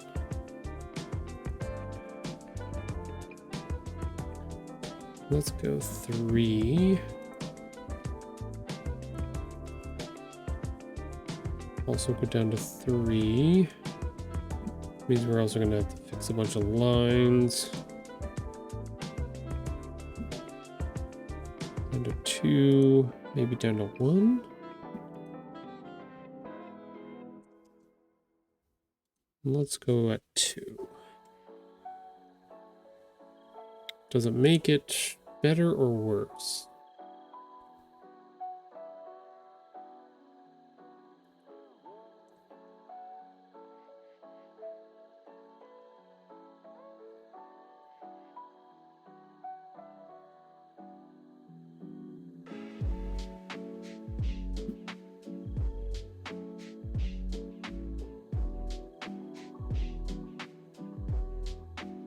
Let's go 5 there.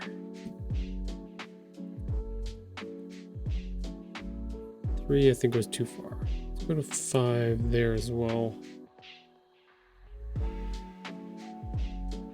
think that's doable. I think I want to do thicker up here for those lines as well. We're getting close to our time limit that I set for myself here.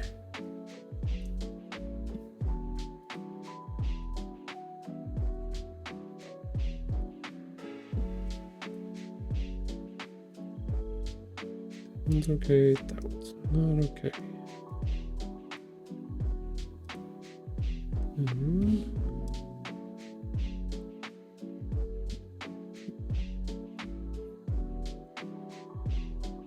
All the crossovers, the only other ones that are here. Let's see, is it this one? No. Oh no, I know what that one is. Okay, so we need... No, that one.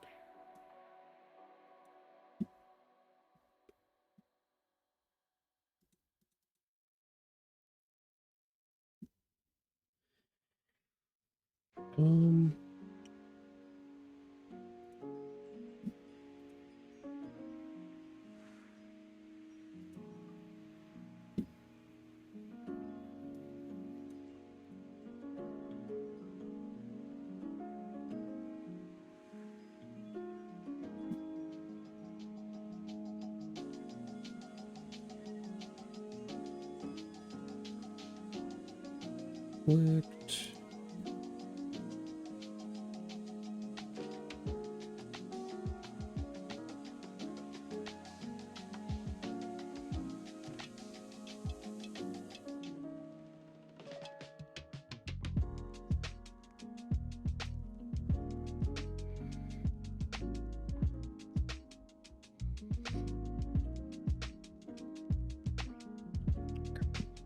I think I like that better.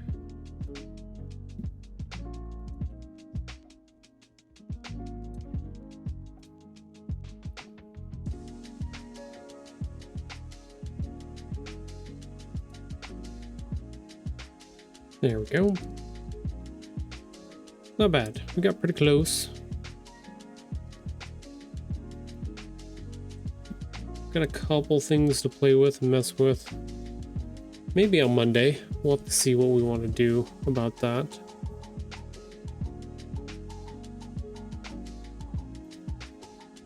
Yeah. Get some things adjusted, but it's looking pretty good. Like I said, maybe we'll put some... We've got a lot of stuff in... I'll say a lot of stuff. Not a lot. We got some stuff in here. Maybe we'll put a few more objects in here. Like I said, some toys. We've got a whole bunch here that we can pull from. I don't want to put the water bowls in here because that doesn't make any sense. Which layer are the toys on? There, it's toys. What stuff like the mouse?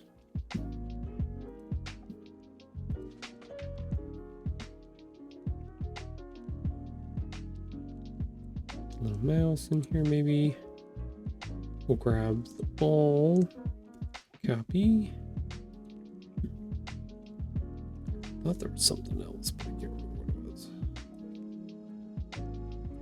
The ball, put the mouse in here. We could put the book in there. Might delete that later. Throw this in here for now. I thought there were more objects that we had, but I don't remember what they were. We might have to make some new ones with the kicker.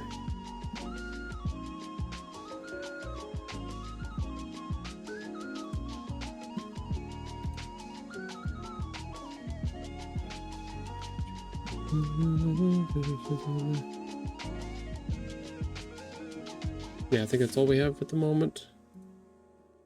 The only other place I could look, don't know if they would be in here.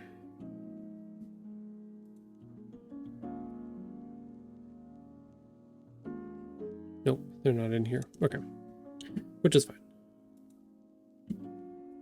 We have these ones to play with next time, which is the main thing.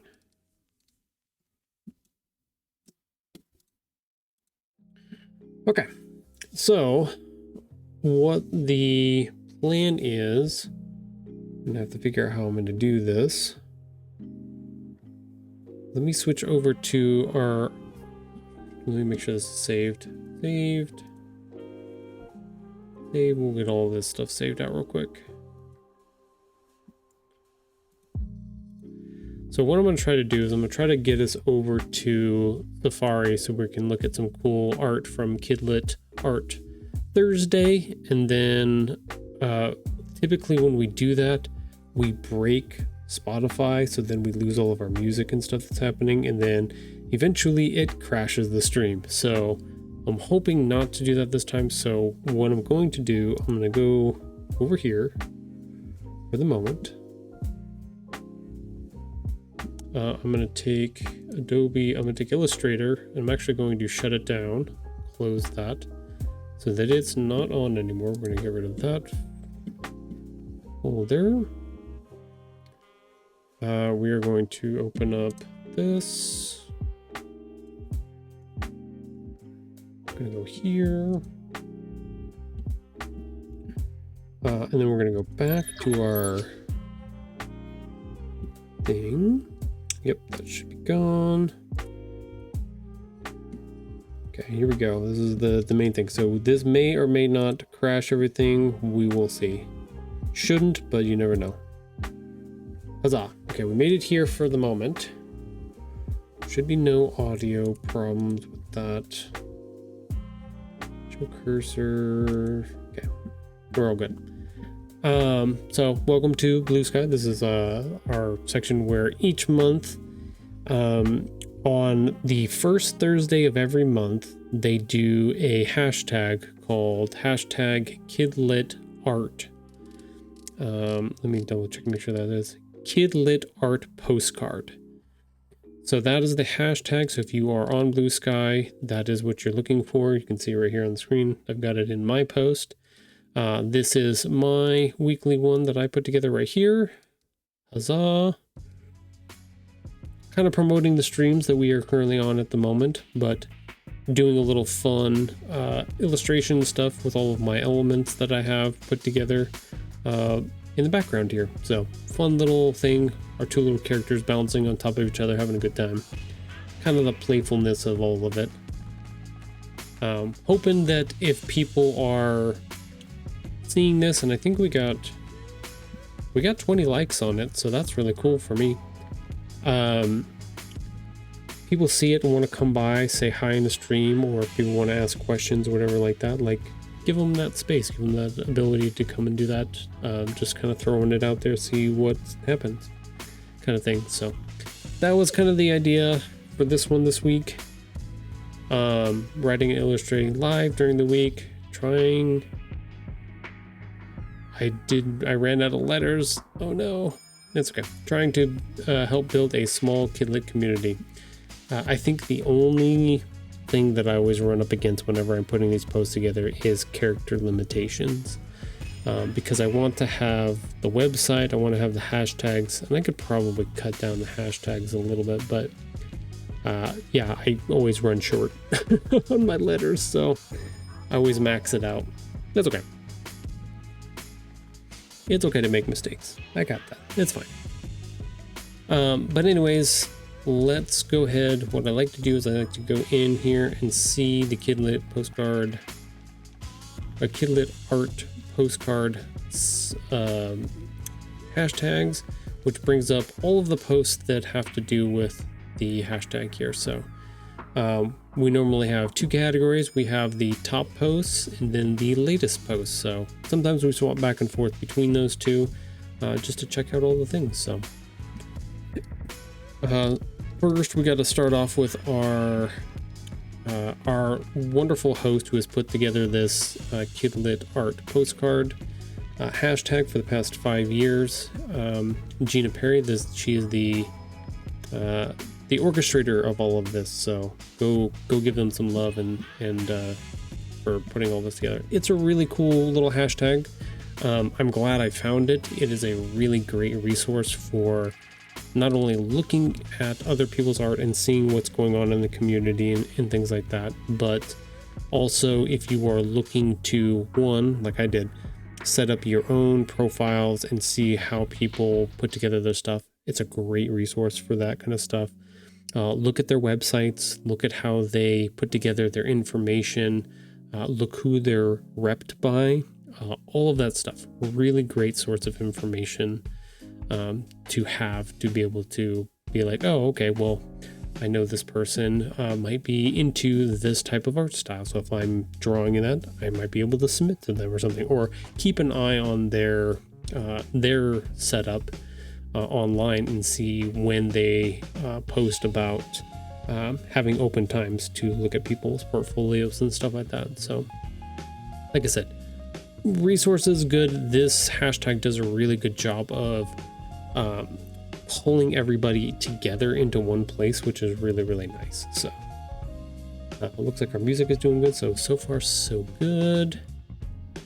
Charlene is always good. She also has a Discord server set up as well that has some good information, and I have not been in there. I probably should be in there more often than I am, but I'm not. So I need to get out and interact with more people. The hard part is like what I've got going on with writing, illustrating, marketing, promotion, like everything that I'm doing. Like you guys have seen, like 3 days a week I'm here, I'm working on stuff.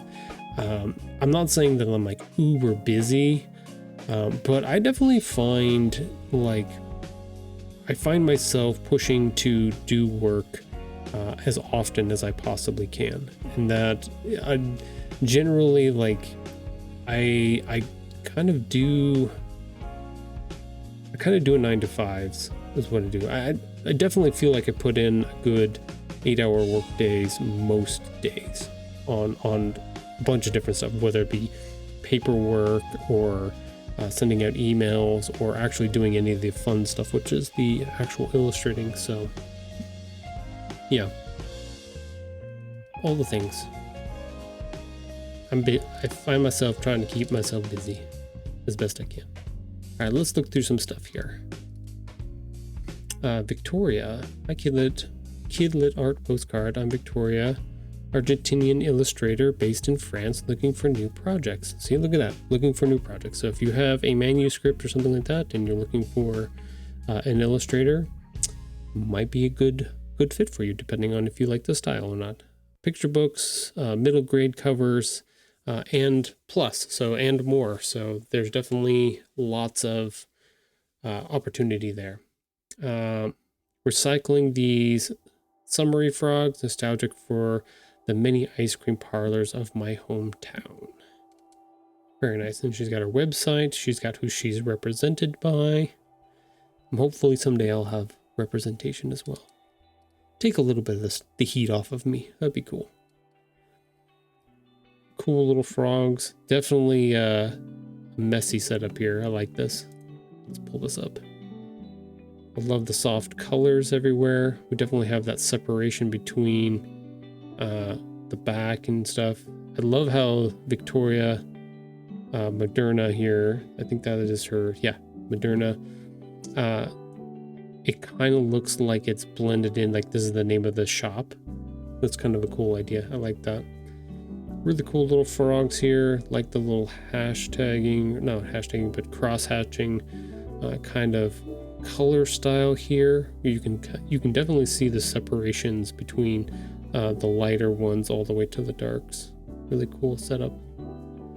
Not super harsh shadows, just very light on that, just to give you indication of the three-dimensionality here, but nothing too crazy. Really nice. Cool palette. I like it. Picasso. On to our next one. Ooh, this one's cool. We've seen Mark Hoffman before. Does really good stuff here as well. Do you like a good mystery? A whodunit? Are you three dogs stacked in a trench coat? Classic. Love that. So many questions. Happy Kidlit Postcard Day. I am repped by Jen Logren. There's information. Hashtags here. Very different than the first one we saw there. I love the patterning. Really cool patterns. I'm a sucker for patterns. That will always be my thing. If you give me cool patterns and stuff like that, especially like these are definitely hand drawn. Probably most of these are probably all done digitally, I would assume now. Not many of them are done like technically by traditional hand. How do we separate those two? How do we separate digital by hand and paper by hand? I don't know. Anyways, like the setup, simple, easy, a little bit of information here, not too confusing. I may need to reassess mine and cut down. I feel like mine's pretty bare bones at the moment. It's not too overwhelming. I don't know. Like the little sconces here. Cool little flames. Nice and bright, even though we have a dark scene here. So this definitely feels like it's at nighttime of sorts. We have a little bit of shadow maybe down here.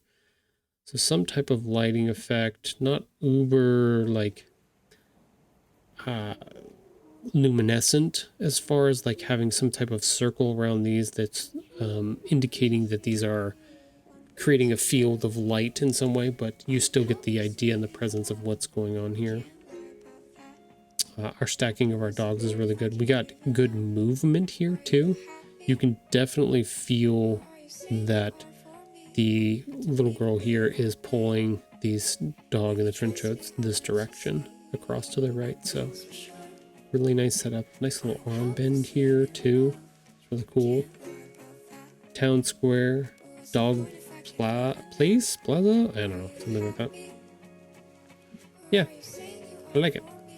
Not the style that I typically like to, I don't work in this style. I don't also work in this style either.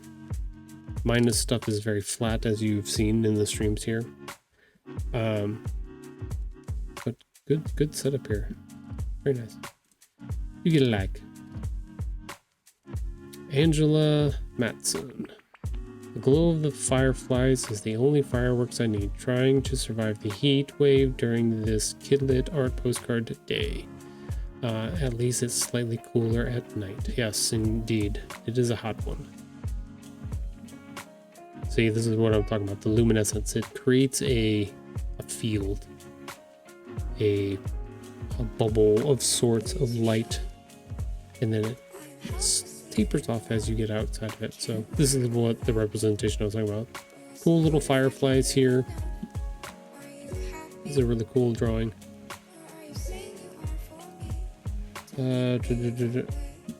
Wish it looks really good here, but for some reason when you pull it up, it gets a little blurry. Could just be a compression issue. That might be. It's good colors. Like everything works really, really well together. And we definitely get the focuses right here in this middle. I like that one. That's a good one too. More frogs. John Lechner. That one definitely has watercolor vibes to it.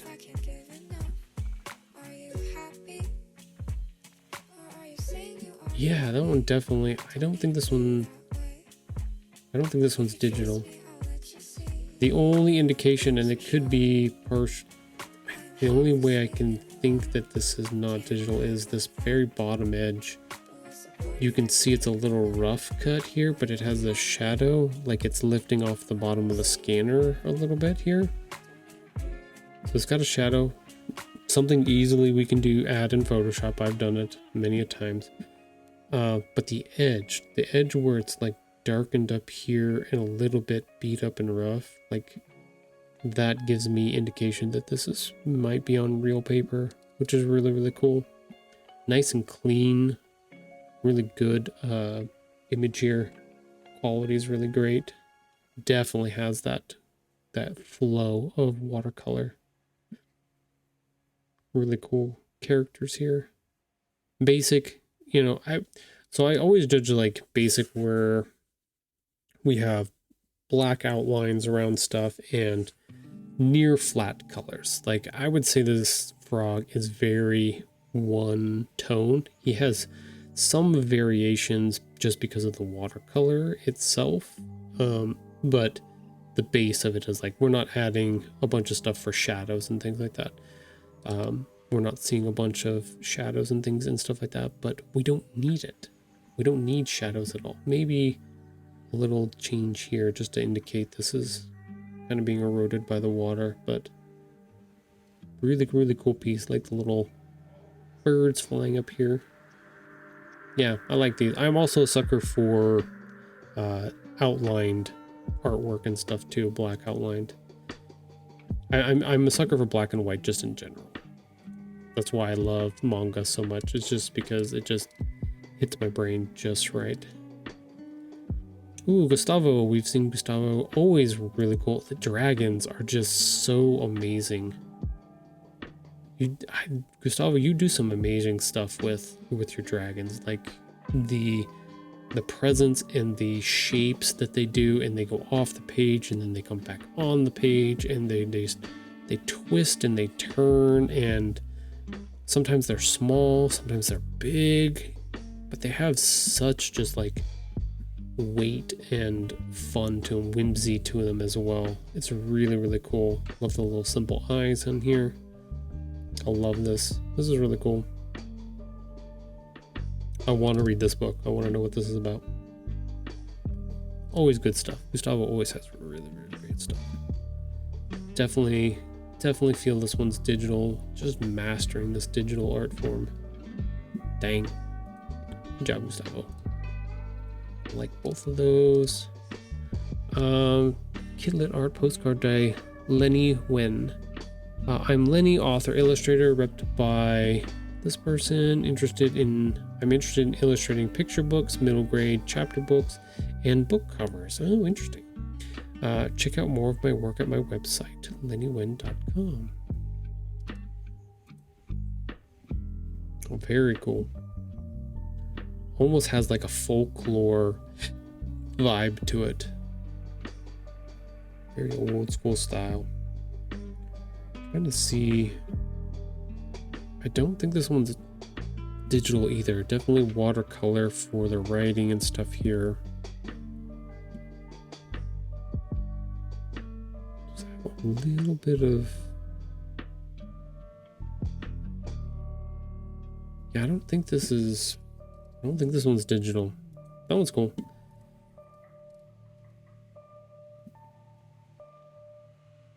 Yeah, I'm not really into that just personally myself, but good job.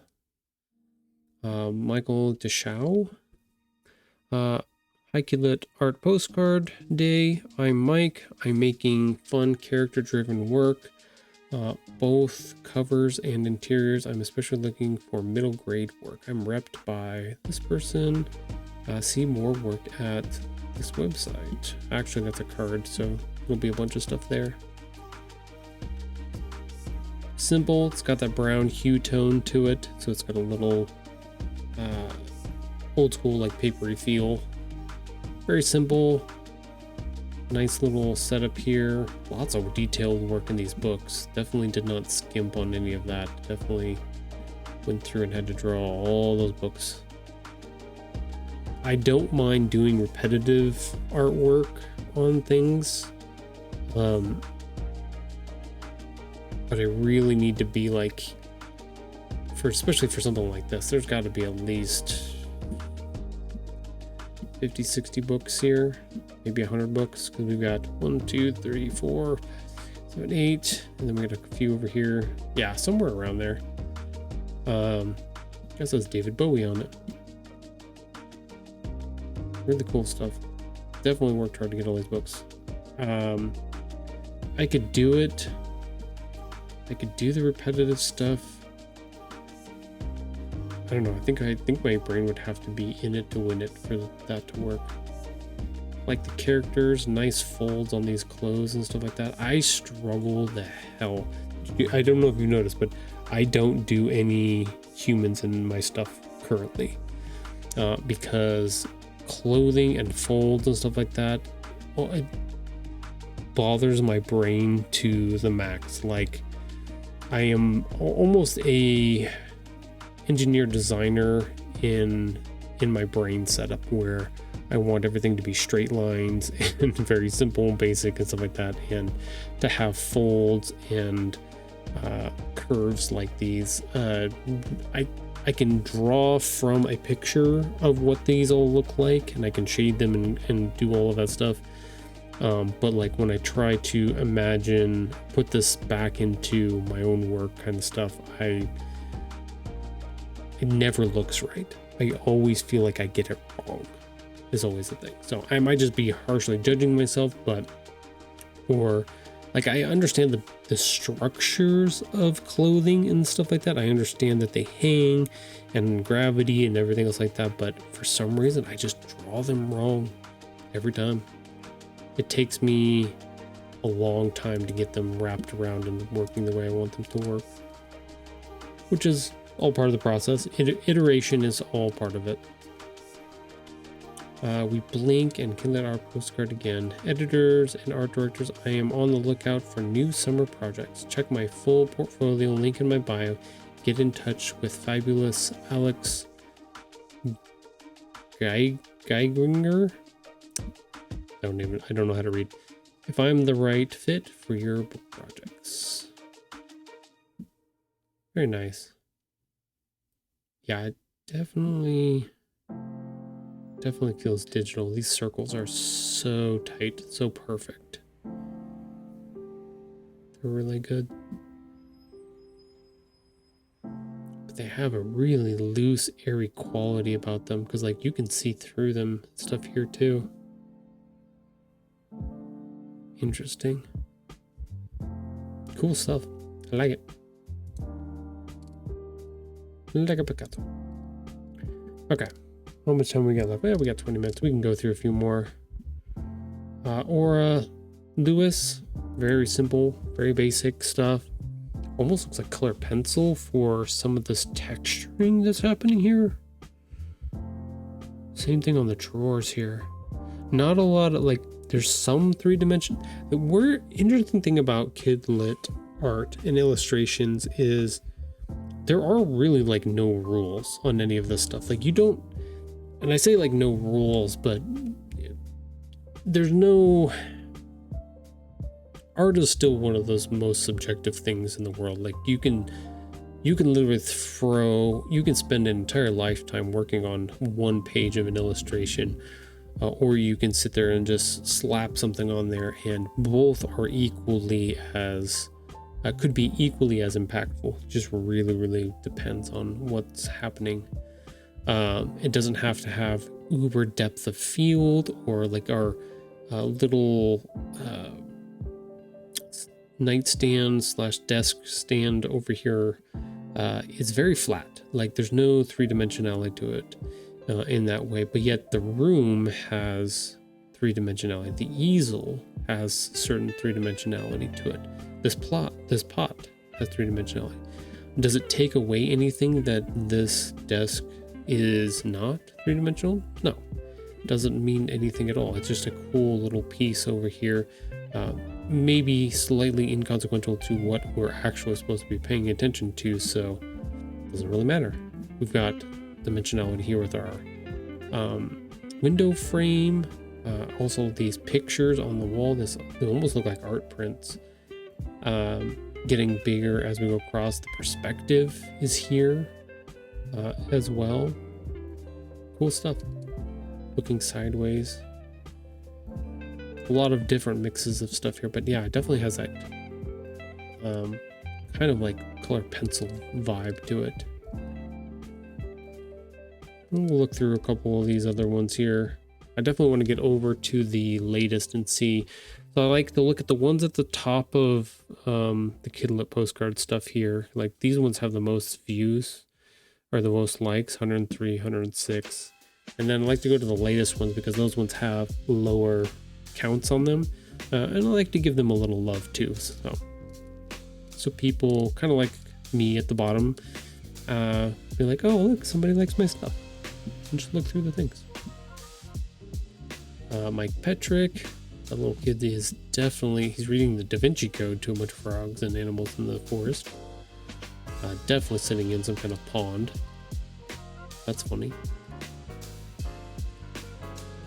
Sarah Wing. Cool stuff here. Love the tonality of this light coming in here. Really cool stuff. Lots of objects on the wall. Lots of presents. You have a vibe, a feeling with this house. This is old school style that has trinkets and stuff like that. Look at this old couch, easy chair, whatever. This is one of those folding. This could be what do they call those, TV trays? Yeah, it definitely has this old world vibe to it. I'll say old person, but I don't want to go that far. Has an aesthetic to it. There you go. This reminds me of my great grandmother's house. That's what it reminds me of. Cool. I like it. I'll be scrolling. I know a lot of other art directors, editors, and agents will be too. Friendly reminder to use keywords that describe your postcard. When searching for illustrators, I often search the hashtag with keywords and find postcards from years ago. Interesting. So here we have a director's, editors, and agent. I don't know what Brian is. Which one is he? Art director at Scholastic Picture Books. Giving us a little helpful tip on what to do. Friendly reminder to use keywords that describe your postcard. When searching for illustrators, I often search the hashtag with keywords and find postcards from years ago. So might be good to have, I don't know. Oh, okay, maybe something like this. We'll go on to our next example here. So we have our typical Kidlit art postcard day, unicorn. So that may be what he's talking about. So this is a really good piece of advice to do too. I might have to change up some of my stuff to make it fit a little bit better. but to add some type of hashtags with the descriptors so that they can be much easier to find in that way. Going through, cool little bugs here, very simple little panel. Little beach scene here.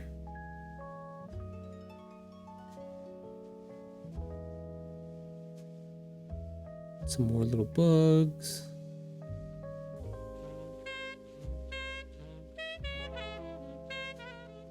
God, this has Ren and Stimpy vibes to it, kind of, or kind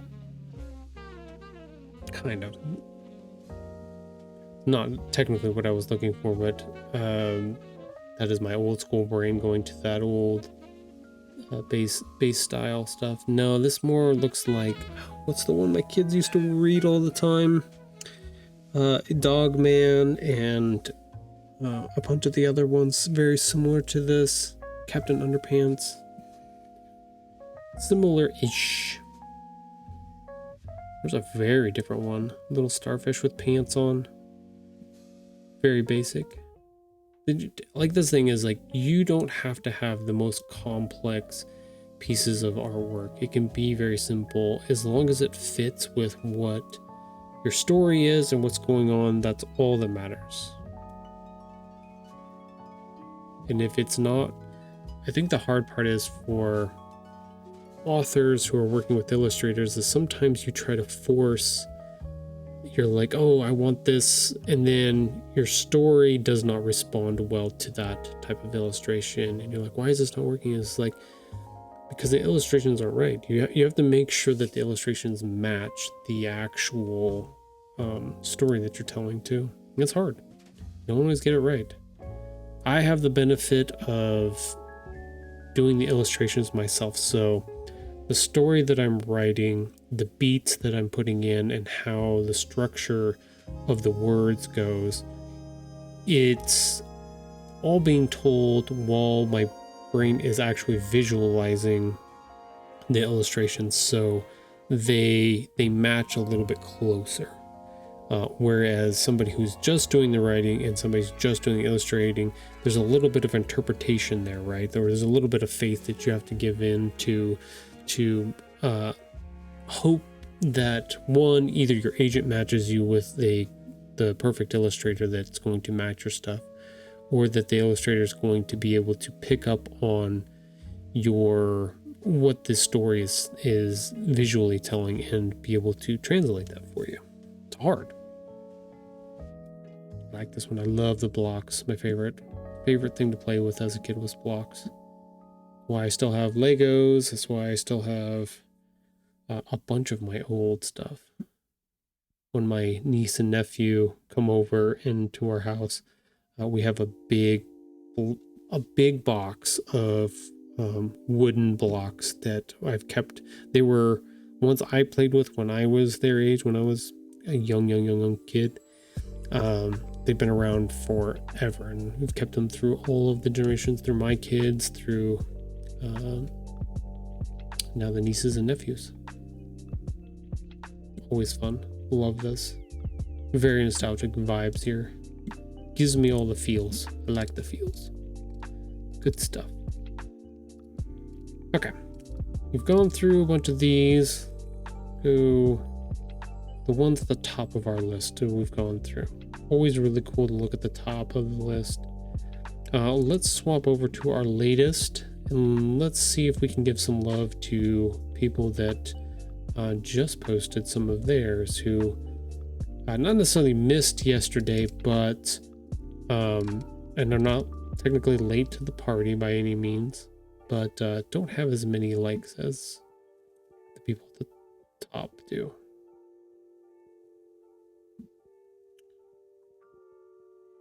That one's just not loading. We can try to refresh. I doubt it's going to.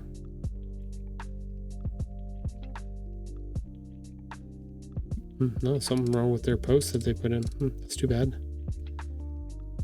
Happy Kidlet Postcard Day. I'm Irna. a Ukrainian illustrator. Specializing in children and middle grade books and editorial projects. You can see more of my work through this link. Oh, it finally loaded. Hey, there we go. We're down here for now. The plan was not to buy any new books. Reality. Yes, that is Dreamer is a serial book person. Like, she's currently on the kick of reading the Dungeon Crawler Carl books. But she read like 3 or 4 books before that. Just like every once in a while, the need to ferociously read books pops up, and she was off of that kick for several years, for quite a long time, but it's back with a vengeance, which is not a bad thing. She loves books. It's the reason why at some point someday we will have a Beauty and the Beast library in our house, because I will have to build one for her. I built a mini one for her at the moment, but I know we're going to need more at some point. Let's see if we can pull this up. It's being weird right now. We still got our music, so that's a good sign. Love the tone. So we have this, we live in a color palette here, a very simple color palette, but it works so well. All the little bricks, I love that little cobblestone brick style stuff down here. Really, really cool. I love the details. The little waves down here at the bottom of these trim pieces. Like I said, I worked in construction, so like I see that stuff and I'm like, oh, that's fancy. I like that. That's all the stuff that I wish I would have gotten to do cool stuff with. There's really cool trees, almost like these cherry blossoms. Really like that. All these cool books in the shop here. Our bookstore. Cool little details.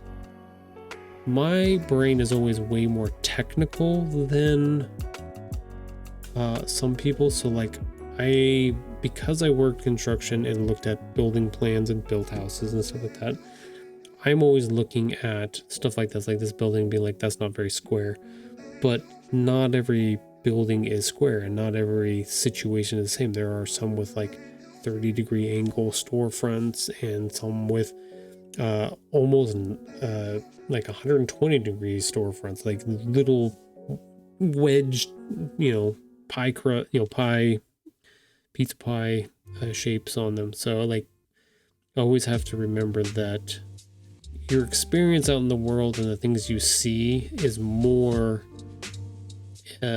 important than you realize when you come to doing like your illustrations. So like this character walking through the street, you can definitely see that there's a straight lane through here because of this brickwork, but there's also a little dog turn left here, and that's kind of where it got indicated with our storefront, with this little bend in it. So definitely a branch off of here, which is kind of cool. Magic tea, floral, I don't even know what that says. Dream, science, roses and chains, Ukraine, song of love, oxen, wolf, how to draw. Hey, there you go. Cool stuff. I like that one. Keep doing the good stuff.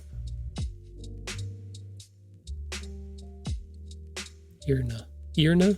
I believe that's Irna. I'm not even going to try to do the last name. Happy Kilo Postcard Day. I'm Hugo Russell, and I'm an illustrator from Mexico. I have passion for drawing animals. I'm currently looking for representation. I'm interested in picture book projects, graphic novels, chapter books, board games, and more. Ooh, board games too. Sweet. Yeah, this is a cool one. Little mouse and wait, is it an actual blanket, or are we actually? I'm intrigued by this. This is really cool, Hugo. I love the patterns of the wood in the background. This is some old wood who's seen some better days. He said, basically, is our little aliens, are they stitched into this rug, or is this actually, they're just pretending to be sucked up by this? The little mouse and the cat. That's really cool. The texture is really, really cool. like you can feel the fuzziness of this based off of how everything was drawn. You've got lots of cross hatching going on here, just everywhere, even these little spaces in between. Just cross. And then this really cool painterly setup here. More cross hatch. Got our shadows. Cool stuff. I like it. I like that one. All right. This one looks very unique. Whoa. This is cool. It's a 3-dimensional. I want to know if this is actually from a book or is this something really cool that she just made. That's really cool. Let's go back and read what she has to say. Hi, my name is Sarah and I'm an illustrator that loves creating fun and whimsical creations. I love to use pencil, crayons, watercolors, and gouache. Very cool. Thank you, Sarah, for letting us know what you're actually using. That's a cool idea. I didn't think of that either. Maybe I should put stuff like that, like digital artist, whatever it is I've got in my illustration, which is fun, cats, animals. Like I should hashtag some of that stuff off of those things. Very simple information here. I really love this. This is a cool idea. 3-dimensionality post here. Boop, like that one. Got some basic ones here. Hi, every buggy. My name is Andy Orberly. I don't know. And I love making colorful texture illustrations with a focus on children's books and editorials. I'm currently looking for representation. To see more of my work, check out my website. Very cool. Definitely on bug hunts here. This is definitely a summer camp setup for sure. Yes, that is the bug. I like a little two-frame setup here for this postcard day. Very nice. Like that one. Ooh, I like that one too. Day to participate. Happy Kidlit Postcard Day to all participating. I love kids' books and dream of working on them as much as I can. They inspire kids to read and learn and give me hope. I'm a Kidlit artist out of a small town in Utah. I draw whatever comes to mind, but I'm happy to draw for others. Very nice. Snail Bunny Designs. Gotcha. Children's illustrator, a love of weird, cute creators, vehemently anti-AI. Yeah, sounds alright. Very basic setup here. We've got some shadows going on. Very basics, like background elements and stuff here. This feels very much like my early iterations of work that I was doing. Not indicative of anything or any commentary or anything like that, just very similar. I remember very much along these lines. Trying to figure out my way forward. Lots of people that use this style too. It's a good style as well. All right, what do we got? We got 2 minutes left here. Let's go through some more stuff. That's a cool one. A roll away. Nice. A skateboard here. It's a sheep, maybe? That's a cool setup out in the ocean here. The sun going down. Their kite. Like that one. That one didn't load. Some alligators. Like, there's so many different ways to represent and look at things and design them and draw them, and Arnaz Nadim, very cool. I love this. This looks like cut paper almost. It's a cool style in that.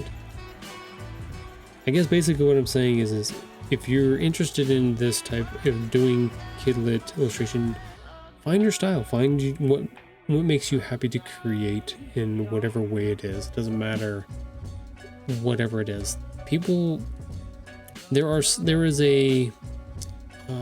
somebody for all of it. It doesn't matter who. Well, it doesn't matter who. It does matter who, but they're out there. This is essentially. So make the thing, do the stuff. Essentially what I'm saying. They'll find it. All right, let's pause here. We've got about 14 seconds. Let's go over to our assistant, Pam, see how she's doing. Oh, she's moved closer to our other camera, but still just hanging out outside. So we'll pause here for the moment. We'll come back. We'll pick up a little bit where we left off, and then we'll go from there. So stick around. We'll be right back.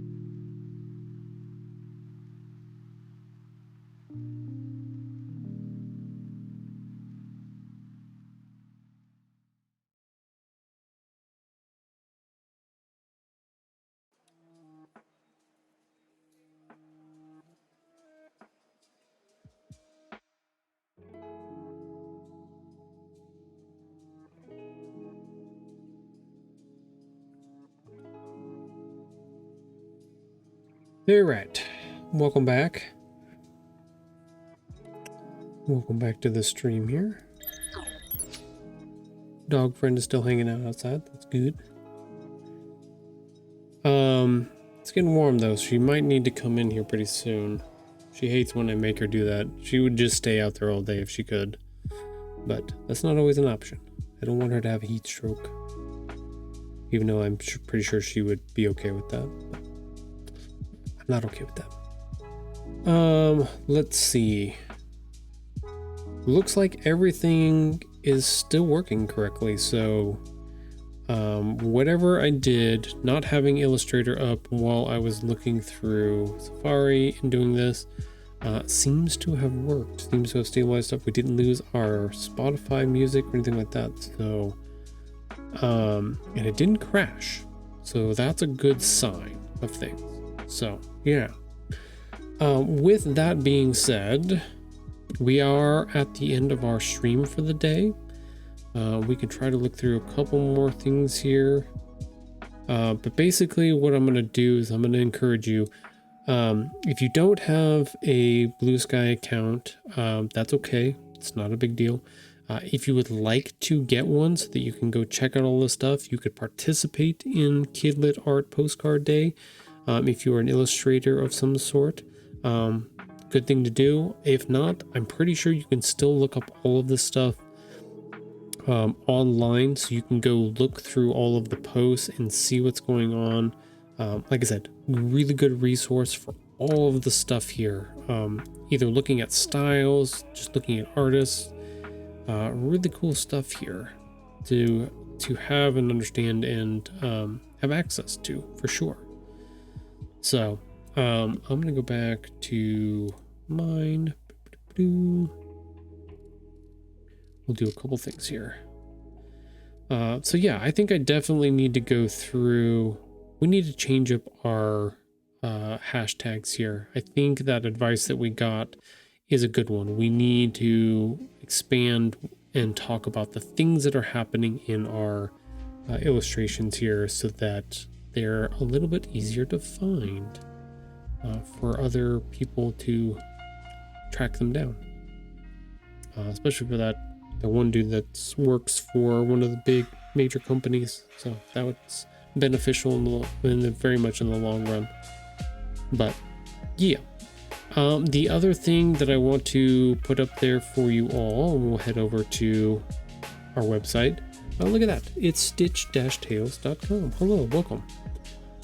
At the top of the show, at the top of the episode here, we talked about our video that's running over in the right-hand corner, and that today we reveal the actual how many books are going to be in our book series.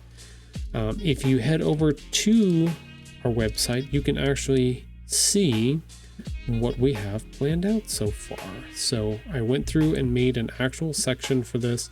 It's a little wonky on the mobile side because it shows each one of these individually, so it's kind of a dick to scroll through. I wish it would have done it like this, but you know, some of the stuff, because I'm using GoDaddy's pre-built template stuff, I don't really have much of an option on, so we'll see if that changes in the future. But currently, yeah, the mobile version is a little funky-dory in a lot of respects. So but you can see we have books 1, 2, and 3 with our release dates here, 2024, 2025, and then this one releasing July 2026. So we are on our way to getting book 3 released here very, very shortly this month. So that's exciting. But we also have information about future books too. So you can see book number 4 already has the concept figured out, the rough draft, and the storyboard already worked out. Still some things that need to be done with it is figuring out and putting a pin in the actual title, because I have a temporary title, but I need to get the actual title picked out definitively. And then we can move on to doing a lot of this other work too, like illustrating the pages and cover and getting our release date picked out for more than likely next year as well. So I've gone through and set that up for each of the books here. You can see 5, 6. I also gave a little indication of what may be coming in some of these books with some colors here. So number 6 may have something to do with things that happen that are purple. I don't know. We'll see. Not going to give it that away. You guys got it. You know what's going on. 7, 8, 9. 8 and 9, you can see they are just currently in the concept stage. Like I said, I have rough titles for them. I know what they're going to be about, but I have to go through and actually put together the stories and build the rough drafts and storyboards for them all and stuff like that too. So you can see I've got all the way until, I think, do I have number 7? Let me double check. I think I have them all here.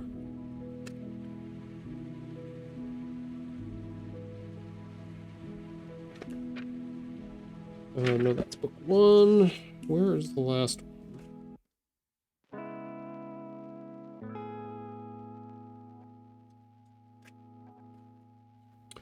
Book 5. Okay, I don't have 6 here. I must be still working on that one. So, yeah, we've got stuff to do. We've got things to work on. I'm ahead of the game a little bit, as far as I've got the next 3 already pretty much figured out. 7 is on its way to getting figured out as well. Once we get the storyboard figured out, we're pretty much on track, is essentially what's going on. Everything else is just production wise, but figuring out the actual story beats and how everything fits together correctly, that is the main setup there. So yeah, technically we have 1, 2, 3, 4, 5, like 6 more. So I've got half of the series pretty set up so far, and then the second half still needs a little bit of love and care. So if you would like to keep up to date on all of that, feel free to check out the website as often as possible. I will continue to make my weekly posts on Thursday over on my social media, so if you follow along on Instagram or Blue Sky or even Threads, I post them up on YouTube, but I don't get, not many people view those, so we'll see if those last over there at all or not. But any of those places you can keep up to date on what I'm doing. I would say Instagram is the best place to keep up to date on those things. That is the one I put the most time and effort into at the moment. The other ones are kind of extra, depending. We'll see if that changes too. Other than that, we have events coming up here very shortly. We have Art Town at the Reno Public Market on July 18th, so not too far away. From 12 to 3, we will be celebrating Author's Day. I will be there. I will have my table, I have my setup, I will have my books. I will also have a bunch of extra stuff, really cool bookmarks, keychains, magnets, the things that we've been working on stream. You've seen a little bit of all of that stuff will be with me, so that'll be a good time, lots of fun. And then coming up on July 25th, we will be at our local Thistle and Nightshade bookstore, launching book number 3. So they're going through and doing a bunch of additions to their shop right now. They expanded a little bit, so I'm excited to be able to go over and see what they've got going on, and excited to see all of the fun painting and things like that, and how they reorganize everything, and what other books they're going to add to the plethora of stuff that they already have there. So that one's exciting. I will be there from 1 to 3 p.m. If you'd like to come in and check out book number 3, buy book number 3, have me sign book number 3, that is your first place that you can do that. That is our first stop on our tour so far, as we launch book number 3. So I'm hoping to get a bunch more. I know we were talking about it earlier with Alex, like I would love to have one a month. I think that would be really cool. That would be really good, like step up from what I did last year, where I had a few events, but they were like, I kind of jumped into them at the last, I wouldn't say last second, but found them as I was going. I would really love to get a plot where I could get like one event going on every month, which would be really cool. So we'll see how it goes, but that is what we've got going on. Hi Dreamer, what's up? Waiting. Oh, okay. Yeah, I'm wrapping up right now. Yeah, you can go by. Yeah. But other than that, yeah. I will be back on Monday for another stream, pending anything. Do we have anything else going on? Let me double check my calendar real quick. I don't think I have anything going on. Nope. So we should be back on Monday for another art stream, working on all the stuff. Hopefully get the rest of our coloring sheet finished up. And then we'll go from there. And we're we're doing our push towards getting our book number 3 out the door, getting events set up, and then as we move slowly into the second half of this year, at some point we will start working on illustrations and book covers and everything else for book number 4, which will be coming out next year. So definitely stay tuned for all of that. If you have questions about any of this stuff, feel free to reach out to me online. Any of the places, any of those social medias that I mentioned, or you can also head over. We can go. Look at that, TahoeAnime.com. If you scroll all the way to the bottom, you can check out all this cool stuff, some artwork and stuff that I've done over the years, stuff that I'm proud of. Little about me, but there's also a contact form at the very bottom. So if you'd like to send me a question or message or query or anything like that, I've had people that have reached out that I've actually gone through and looked at some of their book pages and covers, and shout out to Amy, by the way, gave some advice about what things that I would adjust or change, or consistency things and stuff like that. Just trying to be generally helpful in that way so that you can have the best book illustration possible in those ways. So if I can be of any help, feel free to reach out. That's what it's there for. So other than that, thank you all for coming by. Thank you, Bryce, for coming by. Thank you, Alex, for coming by. Appreciate y'all. I hope you have a wonderful weekend. If you are celebrating the 4th of July, have a happy 4th of July, and I will see you all on Monday. Bye, everybody.